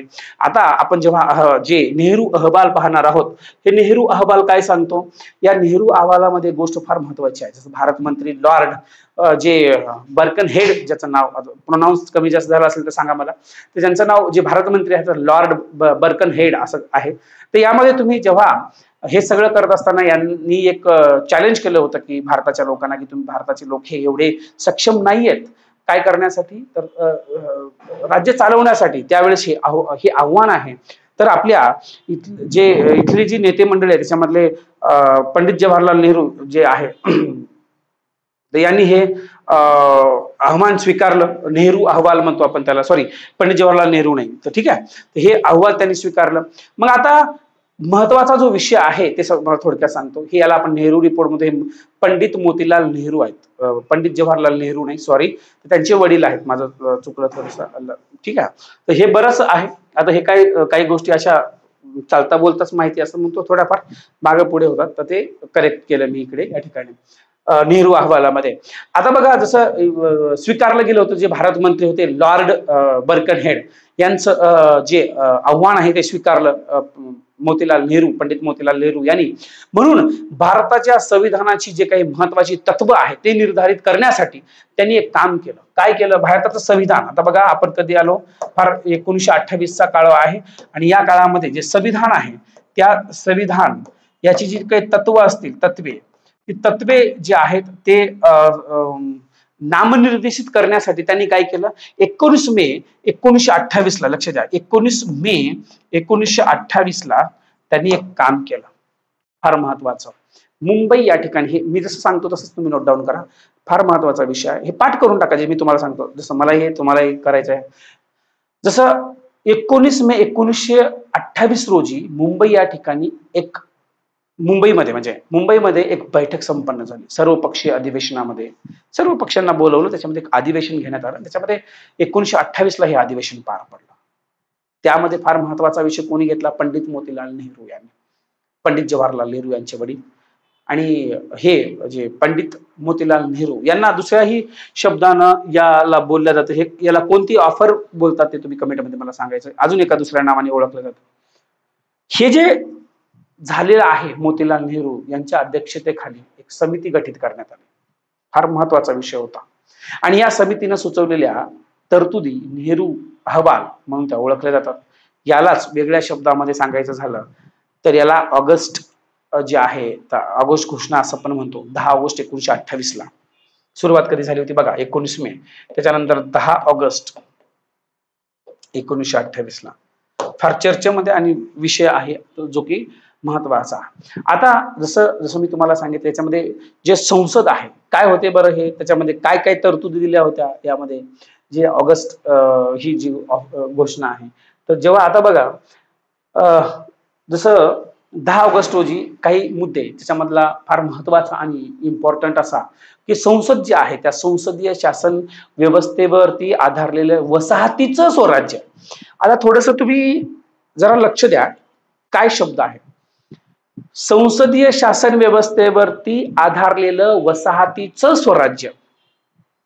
कसं बरं, नंतर जे संपूर्ण स्वराज्य म्हटलेलं आहे, म्हणजे आता उदाहरणार्थ काय, आपल्याकडे पंतप्रधान निवडून द्यायचा आणि बाकीचं जे काही महत्वाचे जे गोष्टी आहेत किंवा उठाठेव आहे ते कुठून होणार होती, ते ब्रिटिश पार्लमेंट मधून, राणीच्या वसाहतमध्ये आपण अधीन राहून इथल्या लोकांनी, इथल्या मंत्र्यांनी, कॅबिनेटने काम केलं पाहिजे. अशातली एक पहिल्यांदा जी मागणी होती, तो पहिल्यांदा जे तरतुदीमध्ये होतं, ती पहिली तरतूद होती, संसद जी आहे त्या संसदीय शासन व्यवस्थेवर आधारलेलं वसाहतीचं स्वराज्य. लक्षात घ्या, 1935च्या कायद्यामध्ये बरंचसं काही तुम्हाला सांगितलं जातं, बरोबर, त्या 1935च्या कायद्याच्या अगोदरच बोलतोय मी तुम्हाला. आता हे जे आहे ते वसाहतीचं स्वराज्य, त्याचं उदाहरण मी मोतीलाल नेहरू यांनी उदाहरण दिले, म्हणजे कशा प्रकारचं त्यांना स्वराज्य पाहिजे, म्हणजे तर हे जे स्वराज्य म्हणण्यापेक्षा जसं मी तुम्हाला म्हणा, स्वराज्य हा शब्द आहे, बट हे स्वराज्य कसं काय, कारण हे संसदीय शासन व्यवस्थेवर आधारलेलं, म्हणजे की आपलं जे काही इथलं जे आहे ते सगळं ब्रिटिश पार्लमेंटच्या अधीन राहूनच आपलं काम करावं लागणार होतं. उदाहरणार्थ कॅनडा, ऑस्ट्रेलिया, ठीक आहे, हे एक उदाहरण झालं. त्याच्यामध्ये अजून तुम्हाला एखादं उदाहरण द्यायचं, न्यूझीलंड आहे. हे काय झाले, हे वसाहतीवर, म्हणजे जी शासन पद्धती आहे त्या शासन व्यवस्थेवरती आधारलेलं वसाहतीचं स्वराज्य आहे. पण इथं संपूर्ण स्वराज्य आहे का, नाही. मग आता संसद ही जी आहे ब्रिटनचा राजा 2 सभागृहानं मिळून जे बनलेली आहे, तर त्याच्यामुळं आता याच्यामध्ये जी असणार आहे पुढे कशी, तर याच्यामध्ये एक कनिष्ठ सभागृह, बघा काय सांगितलं, एक कनिष्ठ सभागृह आहे ज्याला आपण लोकसभा म्हणूया, कॉमन हाऊस म्हणूया, वाटेवर कनिष्ठ सभागृह आहे नाही का. तर हे संसदेमधलं 2 सभागृहामधलं एक सभागृह सांगतो, ज्याच्यामध्ये सभागृहामध्ये कनिष्ठ सभागृह म्हणलं गेलं, म्हणजे जवळजवळ सदस्य संख्या याच्यामध्ये किती असायला पाहिजे, 500. आणि 500 ही जी सदस्य संख्या आहे ती निवडून कोणत्या आधारावर यायला पाहिजे, त्यांनी प्रौढ मतदानाच्या आधारे निवडून आलेली पाहिजे. त्यांचा कार्यकाळ किती असायला पाहिजे, 5 वर्ष असायला पाहिजे, हे लक्षात घ्या. म्हणून त्याच्या पुढे जाऊन अजून एक काय सांगितलं, तर ते सांगितलं होतं वरिष्ठ सभागृह. सदस्य संख्या त्याची किती होती, 200. प्रांतामध्ये जे काही कायदे मंडळाचे निवडून दिलेले जे सदस्य आहेत त्यांचा कार्यकाळ किती, 7 वर्ष. कुठं प्रांतिक कायदे मंडळाने निवडून दिलेले जे आहेत ते किती, तर जवळजवळ 7 वर्ष. मग आता अजून एक महत्वाचा विषय, जसं गव्हर्नर जनरलच्या नेतृत्वाखाली म्हणजे केंद्र सरकार असेल तर केंद्र सरकारचा विषय असेल, किंवा ब्रिटिश शासनाद्वारे जे नियुक्त गव्हर्नर जनरल असतील, किंवा गव्हर्नर जनरलचा एखादा पगार भारतातील महसुलातून देण्याचा असेल, किंवा तो त्याच्या व्यतिरिक्त जो काही केंद्रीय कार्यकारी परिषदेच्या सल्ल्याने कामकाज पाहतील, अशा अनेक काही तरतुदी होत्या. मग केंद्रीय कार्यकारी परिषदेमध्ये संसदेला जबाबदार असेल असे काही सांगितलं होतं. आताच्या घडीला काय, केंद्रीय कार्यकारी परिषद जी आहे, समजा एक्झिक्युटिव्ह काउन्सिल जे आहे किंवा आपलं जे कॅबिनेट आहे ते साहजिकच आहे की संसदेला जबाबदार असतं, किंवा पंतप्रधान आपण जसं म्हणतो. आता याच्यामध्ये विषय आहे की लोकसभेला जबाबदार आहे का राज्यसभेला आहे, तुम्ही मला कमेंटमध्ये टाका. ठीक आहे. आता प्रांतिक कायदे मंडळ जे आहे, प्रांतिक कायदे मंडळ कोणतं, तर मी तुम्हाला जवळपास इथे सांगण्याचा प्रयत्न करतो की प्रांतिक कायदे मंडळ काय. नेहरू आवारातील जे सदस्य आहे, आता थांबा, जिनाचे नाही, आपण नेहरू अहवाल त्याच्या अगोदर समजून घेऊ. जे प्रांतिक कायदे मंडळ त्याच्यामध्ये तुम्हाला प्रांतिक गव्हर्नरची काही नेतृत्वाखाली काही गोष्टी केल्या, त्यांचा कार्यकाळ जवळजवळ 5-1 वर्ष होता. त्या जे प्रांतिक कायदे मंडळामध्ये कोणाच्या नेतृत्वाखाली, तर त्या तिथल्या प्रांतामधल्या गव्हर्नरच्या नेतृत्वाखाली, आणि त्यांचा कार्यकाळ किती होता, 5 वर्षाचा होता. मग जे प्रौढ मतदाना जे आधारावरती अधिक निवडणूक प्रांतिक कायदे मंडळाची जी आहे त्यावर कामकाज वगैरे तसं होईल. केंद्रामध्ये प्रांतामध्ये संयुक्त मतदारसंघ, केंद्रामध्ये तसं जे काही बाकीचे प्रांतामध्ये मुस्लिम अल्पसंख्याक त्यांच्या जागा ज्या आहे काही आरक्षित असतील. जवळजवळ तुम्ही पाहिलं तर त्या काळामध्ये 19 जे मूलभूत हक्काची शिफारस सुद्धा करण्यात आली होती.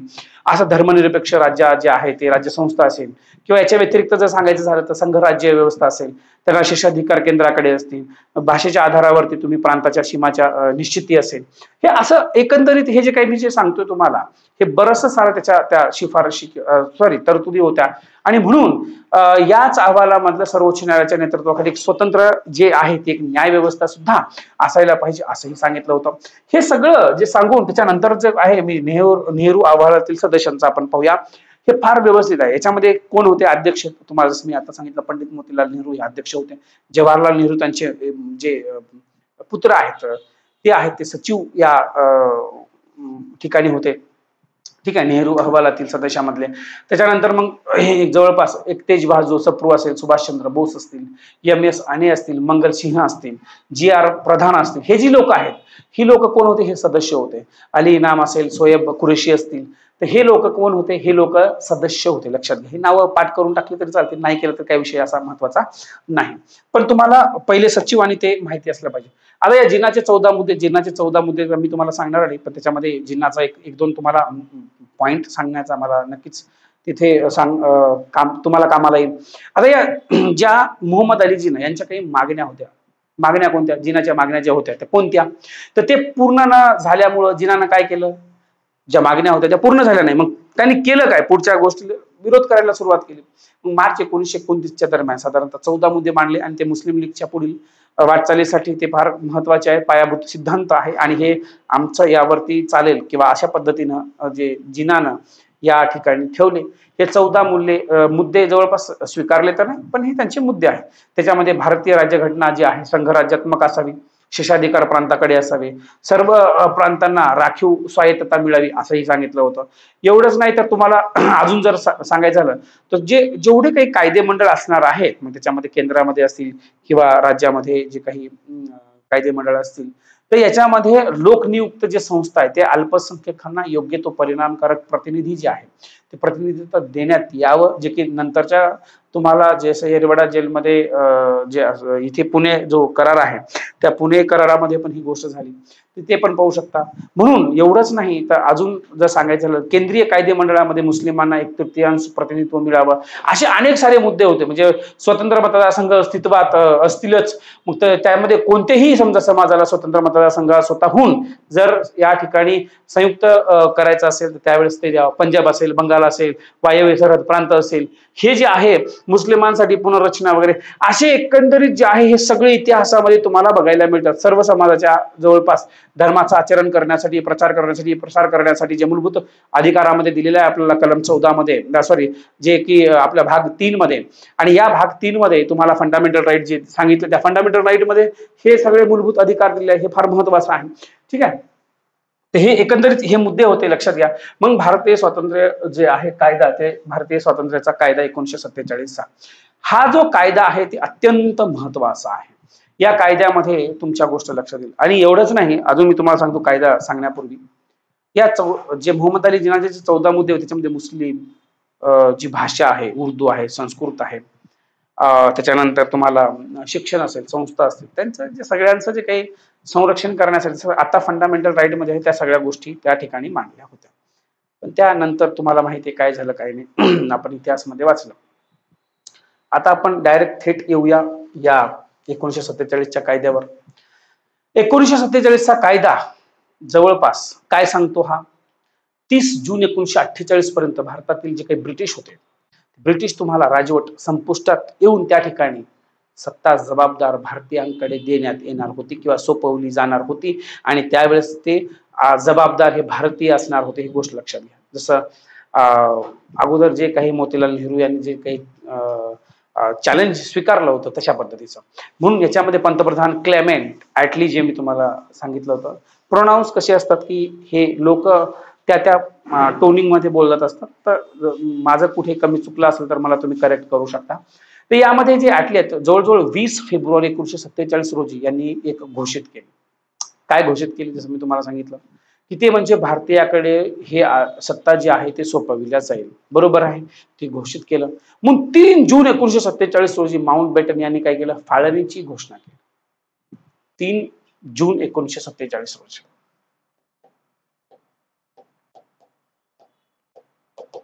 3 जून 1947 रोजी ती घोषणा करण्यात आली. हा एक विषय आहे. मग याच्यामध्ये जसं मी तुम्हाला म्हटलं घोषणा केल्यानंतर काय झालं बरं, दोन गोष्टी झाल्या. एक भारत आणि पाकिस्तान हे दोन स्वतंत्र राष्ट्र निर्माण करण्यात आले. काँग्रेस मध्ये मुस्लिम लीग दोघांनीही हे काय केलं, मान्य केलं. आता मान्य केल्यानंतर या काळामध्ये जे ब्रिटिश राजवट आहे त्या ब्रिटिश राजवट संपुष्टात आली. आणि मित्रांनो अशा तरीकेनं जे आहे ते ब्रिटिश राजवट ही संपुष्टात येऊन 15 ऑगस्ट 1947 ला भारताला स्वातंत्र्य मिळालं. ठीक आहे, 15 ऑगस्ट 1947 भारताला या ठिकाणी स्वातंत्र्य मिळालेलं आहे. तर हे तुम्ही पाहू शकता, फार महत्वाचं आहे. दोन राष्ट्र वेगळे झाले, एक भारत आणि पाकिस्तान असे दोन राष्ट्र नवे यांनी उदयास आले. यामध्ये व्हाईसरॉय जे आहे आणि भारत मंत्री ही जी पदं आहेत ती आता पूर्णतः रद्द करण्यात आली. भारत आणि पाकिस्तानसाठी वेगवेगळे गव्हर्नर जनरलची तरतूद आहे ती तरतूद करण्यात आली. यामध्ये जवळपास जर पाहिलं तर जे काही ब्रिटनचा राजा जो काही त्याची नेमणूक आहे तो त्या काळामध्ये सुरुवातीला जेव्हा गव्हर्नरची नेमणूक हा ब्रिटनचा राजा करणार. यामध्ये देशासाठी स्वतंत्र राज्यघटना तयार करेपर्यंत हे जे अधिकार असतील ते दोन्ही राष्ट्रांना देण्यात आले. आता पण हे राज्यघटना तयार होईपर्यंत तो लक्षात घ्या, काही अनेक राज्यांमध्ये असं झालं की राज्यघटना वेळोवेळी बदलण्यात आल्या, पण भारताची जेव्हा ड्राफ्टिंग कमिटी झाली तेव्हापासूनची याच्यामध्ये मॉडिफाय झालं किंवा अमेंडमेंट झालं, पण बेसिक स्ट्रक्चर तसंच आहे, ते काही अजून त्याला हलवलेलं नाही. आणि आपल्या राज्यघटनेमध्ये आपण त्याच्यानुसारच चालतो आणि कायद्याचं राज्य जे म्हणतो त्या ठिकाणी आपण इथे पाहू शकता. एवढंच नाही मित्रांनो, तर हे स्वतंत्र भारताचे पहिले गव्हर्नर जनरल कोण होते, त्यांचं नाव होतं लॉर्ड माउंट बॅटन. हे पहिले आहे. त्यांच्या पत्नीचं नाव एडविना. तुम्ही जर काही पुस्तकं वाचली तर तुमच्या लक्षात येईल की फार इतिहासमध्ये तर ते एडविना, त्याच्यानंतर पंडित जवाहरलाल नेहरू किंवा जिना, डॉक्टर मोहम्मद अली जिना, हे जी जवळपास जी ही लोक होते हे बॅरिस्टर आहेत सगळेजण आणि शिक्षण घेण्यासाठी जवळपास लंडनमध्ये होते. त्यांची एकमेकांना परिचयाचे होते. आता स्वतंत्र भारताचे पहिले जे गव्हर्नर जनरल मी तुम्हाला म्हटलं ते कोण होते बरं, ते फार महत्वाचा प्रश्न आहे, बऱ्याच वेळेस येऊन गेला. जसं मी तुम्हाला सांगितलं स्वतंत्र भारताचे पहिले governor general lord Mountbatten. काय सांगितलं, स्वतंत्र भारताचे पहिले गव्हर्नर जनरल 15 ऑगस्ट 1947 ते 31 जून 1948 दरम्यान. आता यानंतर तसाच शब्द आहे, फक्त एवढंच आहे की स्वतंत्र भारतातले पहिले भारतीय गव्हर्नर जनरल श्री गोपालाचारी. बरोबर, 21 जून 1948 ते 26 जानेवारी 1950 या कार्यकाळामध्ये. आता 1946 मध्ये जेव्हा स्थापन झालेले जे भारताचे काही संविधान आहे याच्यामध्ये ते संविधान सभा 1946 मध्ये भारताची संविधान सभा जी आहे ती इथे आता संसद बनली. बरोबर आहे. मग आता राष्ट्रीय संविधान याचं जे काही कार्य पुनर्विलोकन आयोग ज्याला आपण national commission to review working to constitution असं म्हटलं गेलं. आपण यालाच आपण न्यायमूर्ती मानेपल्ली नारायण व्यंकट चल्लय्या समिती असं सुद्धा म्हटलेलं आहे. बरं, एकदा दोनदा तुम्ही हे नाव माझ्यासोबत बोला, म्हणजे तुम्हाला आठवण राहील. तुम्ही हे जर इतिहास सोबत वाचलं तर तुम्हाला परत परत आठवण राहील याची, नावांची किंवा या टायमिंगची, किंवा हे जे काही डेट आहेत त्या डेट पण तुमच्या लक्षात राहतील. काही नाही, एवढं काही नाही. तो फक्त एवढंच की याच्यामध्ये इंटरेस्ट येणं गरजेचं आहे. ठीक आहे. मी जे तुम्हाला सांगितलं होतं, national commission to review working of constitution, हे जे सांगितलं होतं, द वर्किंग ऑफ कॉन्स्टिट्यूशन. आता याला वेगळ्या नावामध्ये काय बोललं गेलं, ही न्यायमूर्ती मानेपल्ली नारायण व्यंकट चल्लय्या समिती. तुम्हाला त्या धमाल पिक्चर मधला ते डायलॉग आठवला मला, सर पोहोचते पोहोचते नाम बता दूंगा, जाते जाते सहज. ते म्हणते ना की गोपालस्वामी अय्यर, चिन्नपल्ली यन्नपल्ली काहीतरी गोपालस्वामी अय्यर, भलं मोठं नाव सांगते, त्या पद्धतीचं हे नाव आहे, न्यायमूर्ती मान्यपल्ली नारायण व्यंकट चल्लय्या समिती. तुम्ही एका फ्लो मध्ये म्हणा, तुम्हाला नक्कीच आठवण राहील. पण याच्यामध्ये, या समितीमध्ये अध्यक्ष कोण होते? हे व्यंकट चल्लय्या हे स्वतः होते, न्यायमूर्ती एम चल्लय्या व्यंकट चल्लय्या, असं तुम्हाला ही समिती माहिती असेल. याचं पूर्ण नाव आहे मान्यपल्ली नारायण व्यंकट चल्लय्या समिती. सदस्य काय होते? तर सदस्य याच्यामध्ये बीपी होते, बीपी जीवन रेड्डी, आणि आर एस सरकारिया हे होते, के पुनाया, त्याच्यानंतर तुम्हाला सोराबजी हे एक होते. हे एक फार महत्वाचे, ज्याच्यामध्ये सुभाष कश्यपांचं पुस्तक तुम्हाला चांगलं आठवत असेल की आवर कॉन्स्टिट्यूशन, आवर पार्लमेंट, आणि एनबीटीचे पब्लिकेशन मधून त्यांची खूप सारी पुस्तकं आहेत. यूपीएससी करणारी जे मुलं आहेत ते त्याची पुस्तकं वाचतात.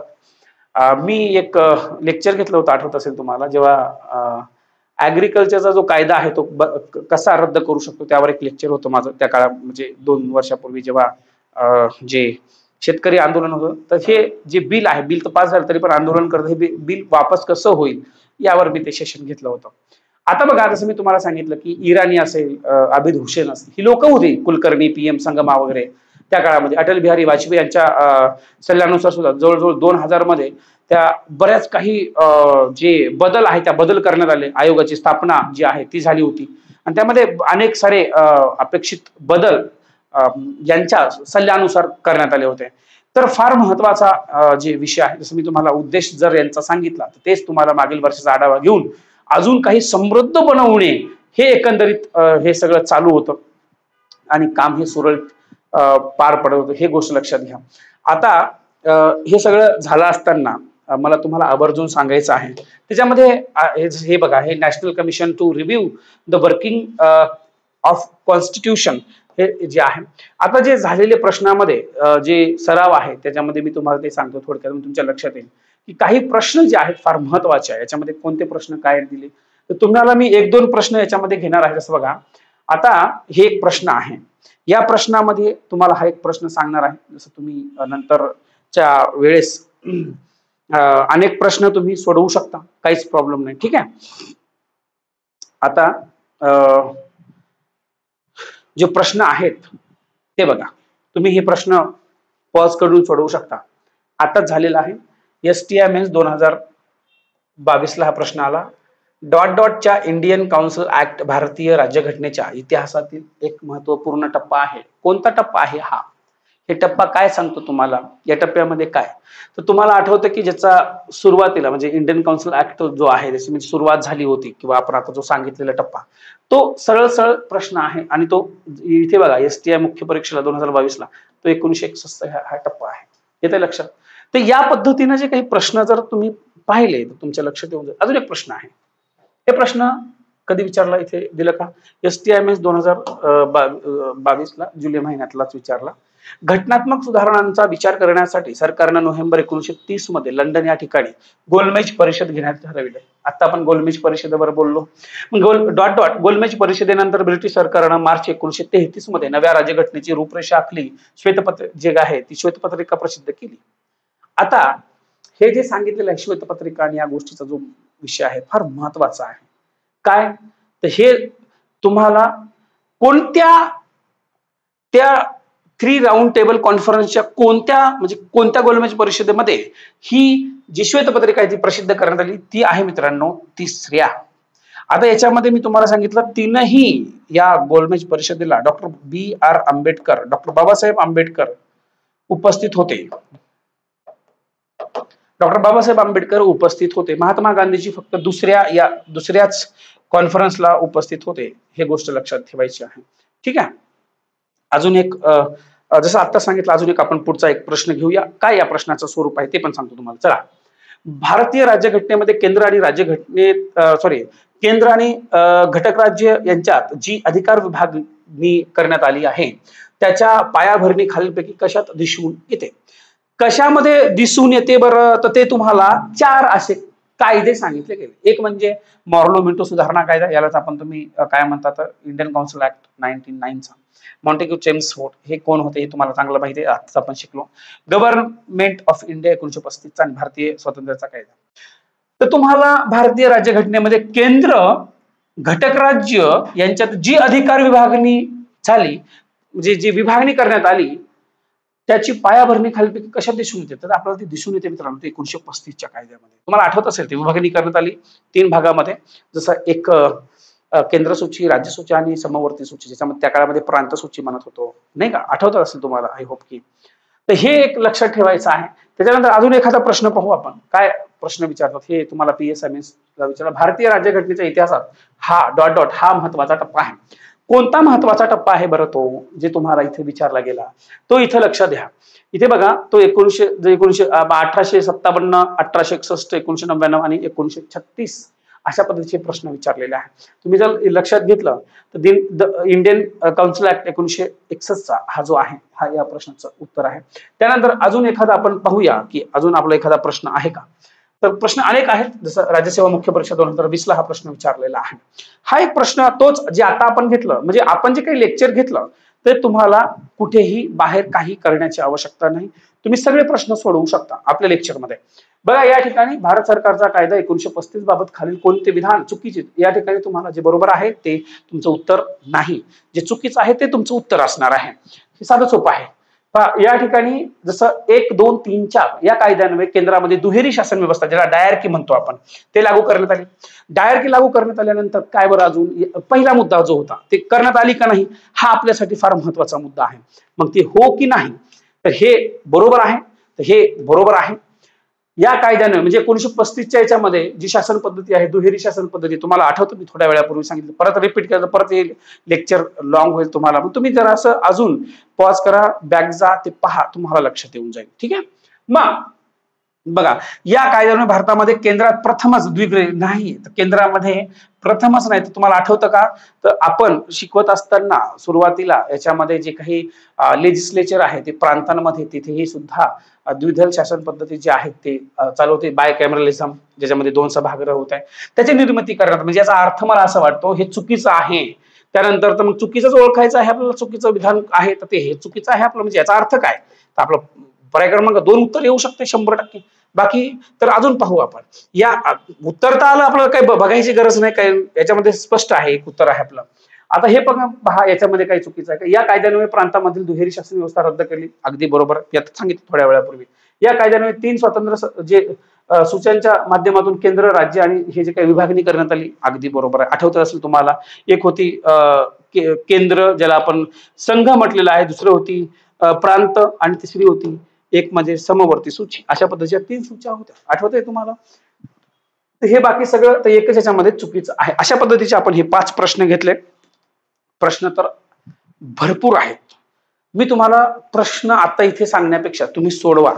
ऍप्लिकेशनवर PYQ ची भलं मोठं PYQ आहे, म्हणजे साधारण 2022 पासून 2012 पासून सगळ्या परीक्षांचा तिथे टॉपिक वाईज संदर्भ दिलाय. ते प्रश्न घ्या, ते प्रश्न सोडवा. ते प्रश्न तुम्हाला अगदी म्हणजे एक 20-1 रुपयामध्ये, 20-25 रुपयामध्ये ते प्रश्न आहेत. ते प्रश्न तुम्हाला कुठेही तुम्ही गेला तर ते प्रश्न वारंवार सोडवून तुम्ही ते पाठ करू शकता. तुम्ही तुमचं एक अॅक्युरसी चेक करू शकता. PYQ ला संदर्भ जर तुम्ही घेतला तर PYQ तर नक्कीच महत्वाचे आहे, पण येणाऱ्या काळामध्ये तुम्हाला जे सराव प्रश्न असतील ते तुम्हाला प्रॅक्टिस होते की कसे तुम्ही ते नवीन प्रश्नांना टॅकल करू शकता. तर हे तुमची एक अॅनालिटिकल पॉवर तुमची बिल्ड होते, याचा फायदा तुम्हाला होईल. ठीक आहे. तर हे एक सेशन होतं. तुम्हाला जर कसं वाटलं तर तुम्ही नक्कीच सेशनला लाईक करा. जाण्यापूर्वी लाईक केलं. कसं असतं की एवढी मोठी मेहनत घेतल्यानंतर तुम्ही ऍटलिस्ट एक प्रोत्साहनिक प्रतिसाद म्हणून या सेशनला लाईक करा. आणि दुसरी गोष्ट, याच्यामध्ये काय कमी जास्त वाटलं, कुठे काय बोलण्याच्या ओघामध्ये एखादा शब्द मागे पुढे गेला असेल तर त्याचं पण मला तुम्ही कमेंट सेक्शनमध्ये सांगा. याच्या व्यतिरिक्त तुम्हाला अशीच जर पुढचाही टॉपिक घेऊन यायचा असेल तर कृपया तुम्ही कमेंटमध्ये सांगा. तसं की आपण पुढचाही टॉपिक याच्यानंतर घेऊ. असं करत करत करत आपण जवळपास 30-35 जे काही येणाऱ्या एक्झामसाठी जे टॉपिक्स असतील ते आपण असेच कव्हर करू. मी तुम्हाला खूप सारं लिखाण किंवा इथे असं हायलाईट करत बसत नाही. हे तुम्ही पण करू शकता. पण मला हे सांगायचं आहे ऍक्च्युली. मी त्याच्यामुळेच एक पॉईंट इथे नोट डाऊन केला आणि त्या पॉईंटच्या माध्यमातून मी तुम्हाला डिस्कशन केलं. काय होतं की हे डिस्कशन तुम्ही कानामध्ये हेडफोन टाकून सुद्धा ऐकू शकता. त्याचा तुम्हाला फायदा होईल. पण कृपया ज्या गरजू विद्यार्थी आहेत त्यांच्यापर्यंत हे सेशन तुमच्या माध्यमातून पोहोचावं, एवढीच एक विनंती आहे. धन्यवाद. जय हिंद मित्रांनो. बाय. Take care.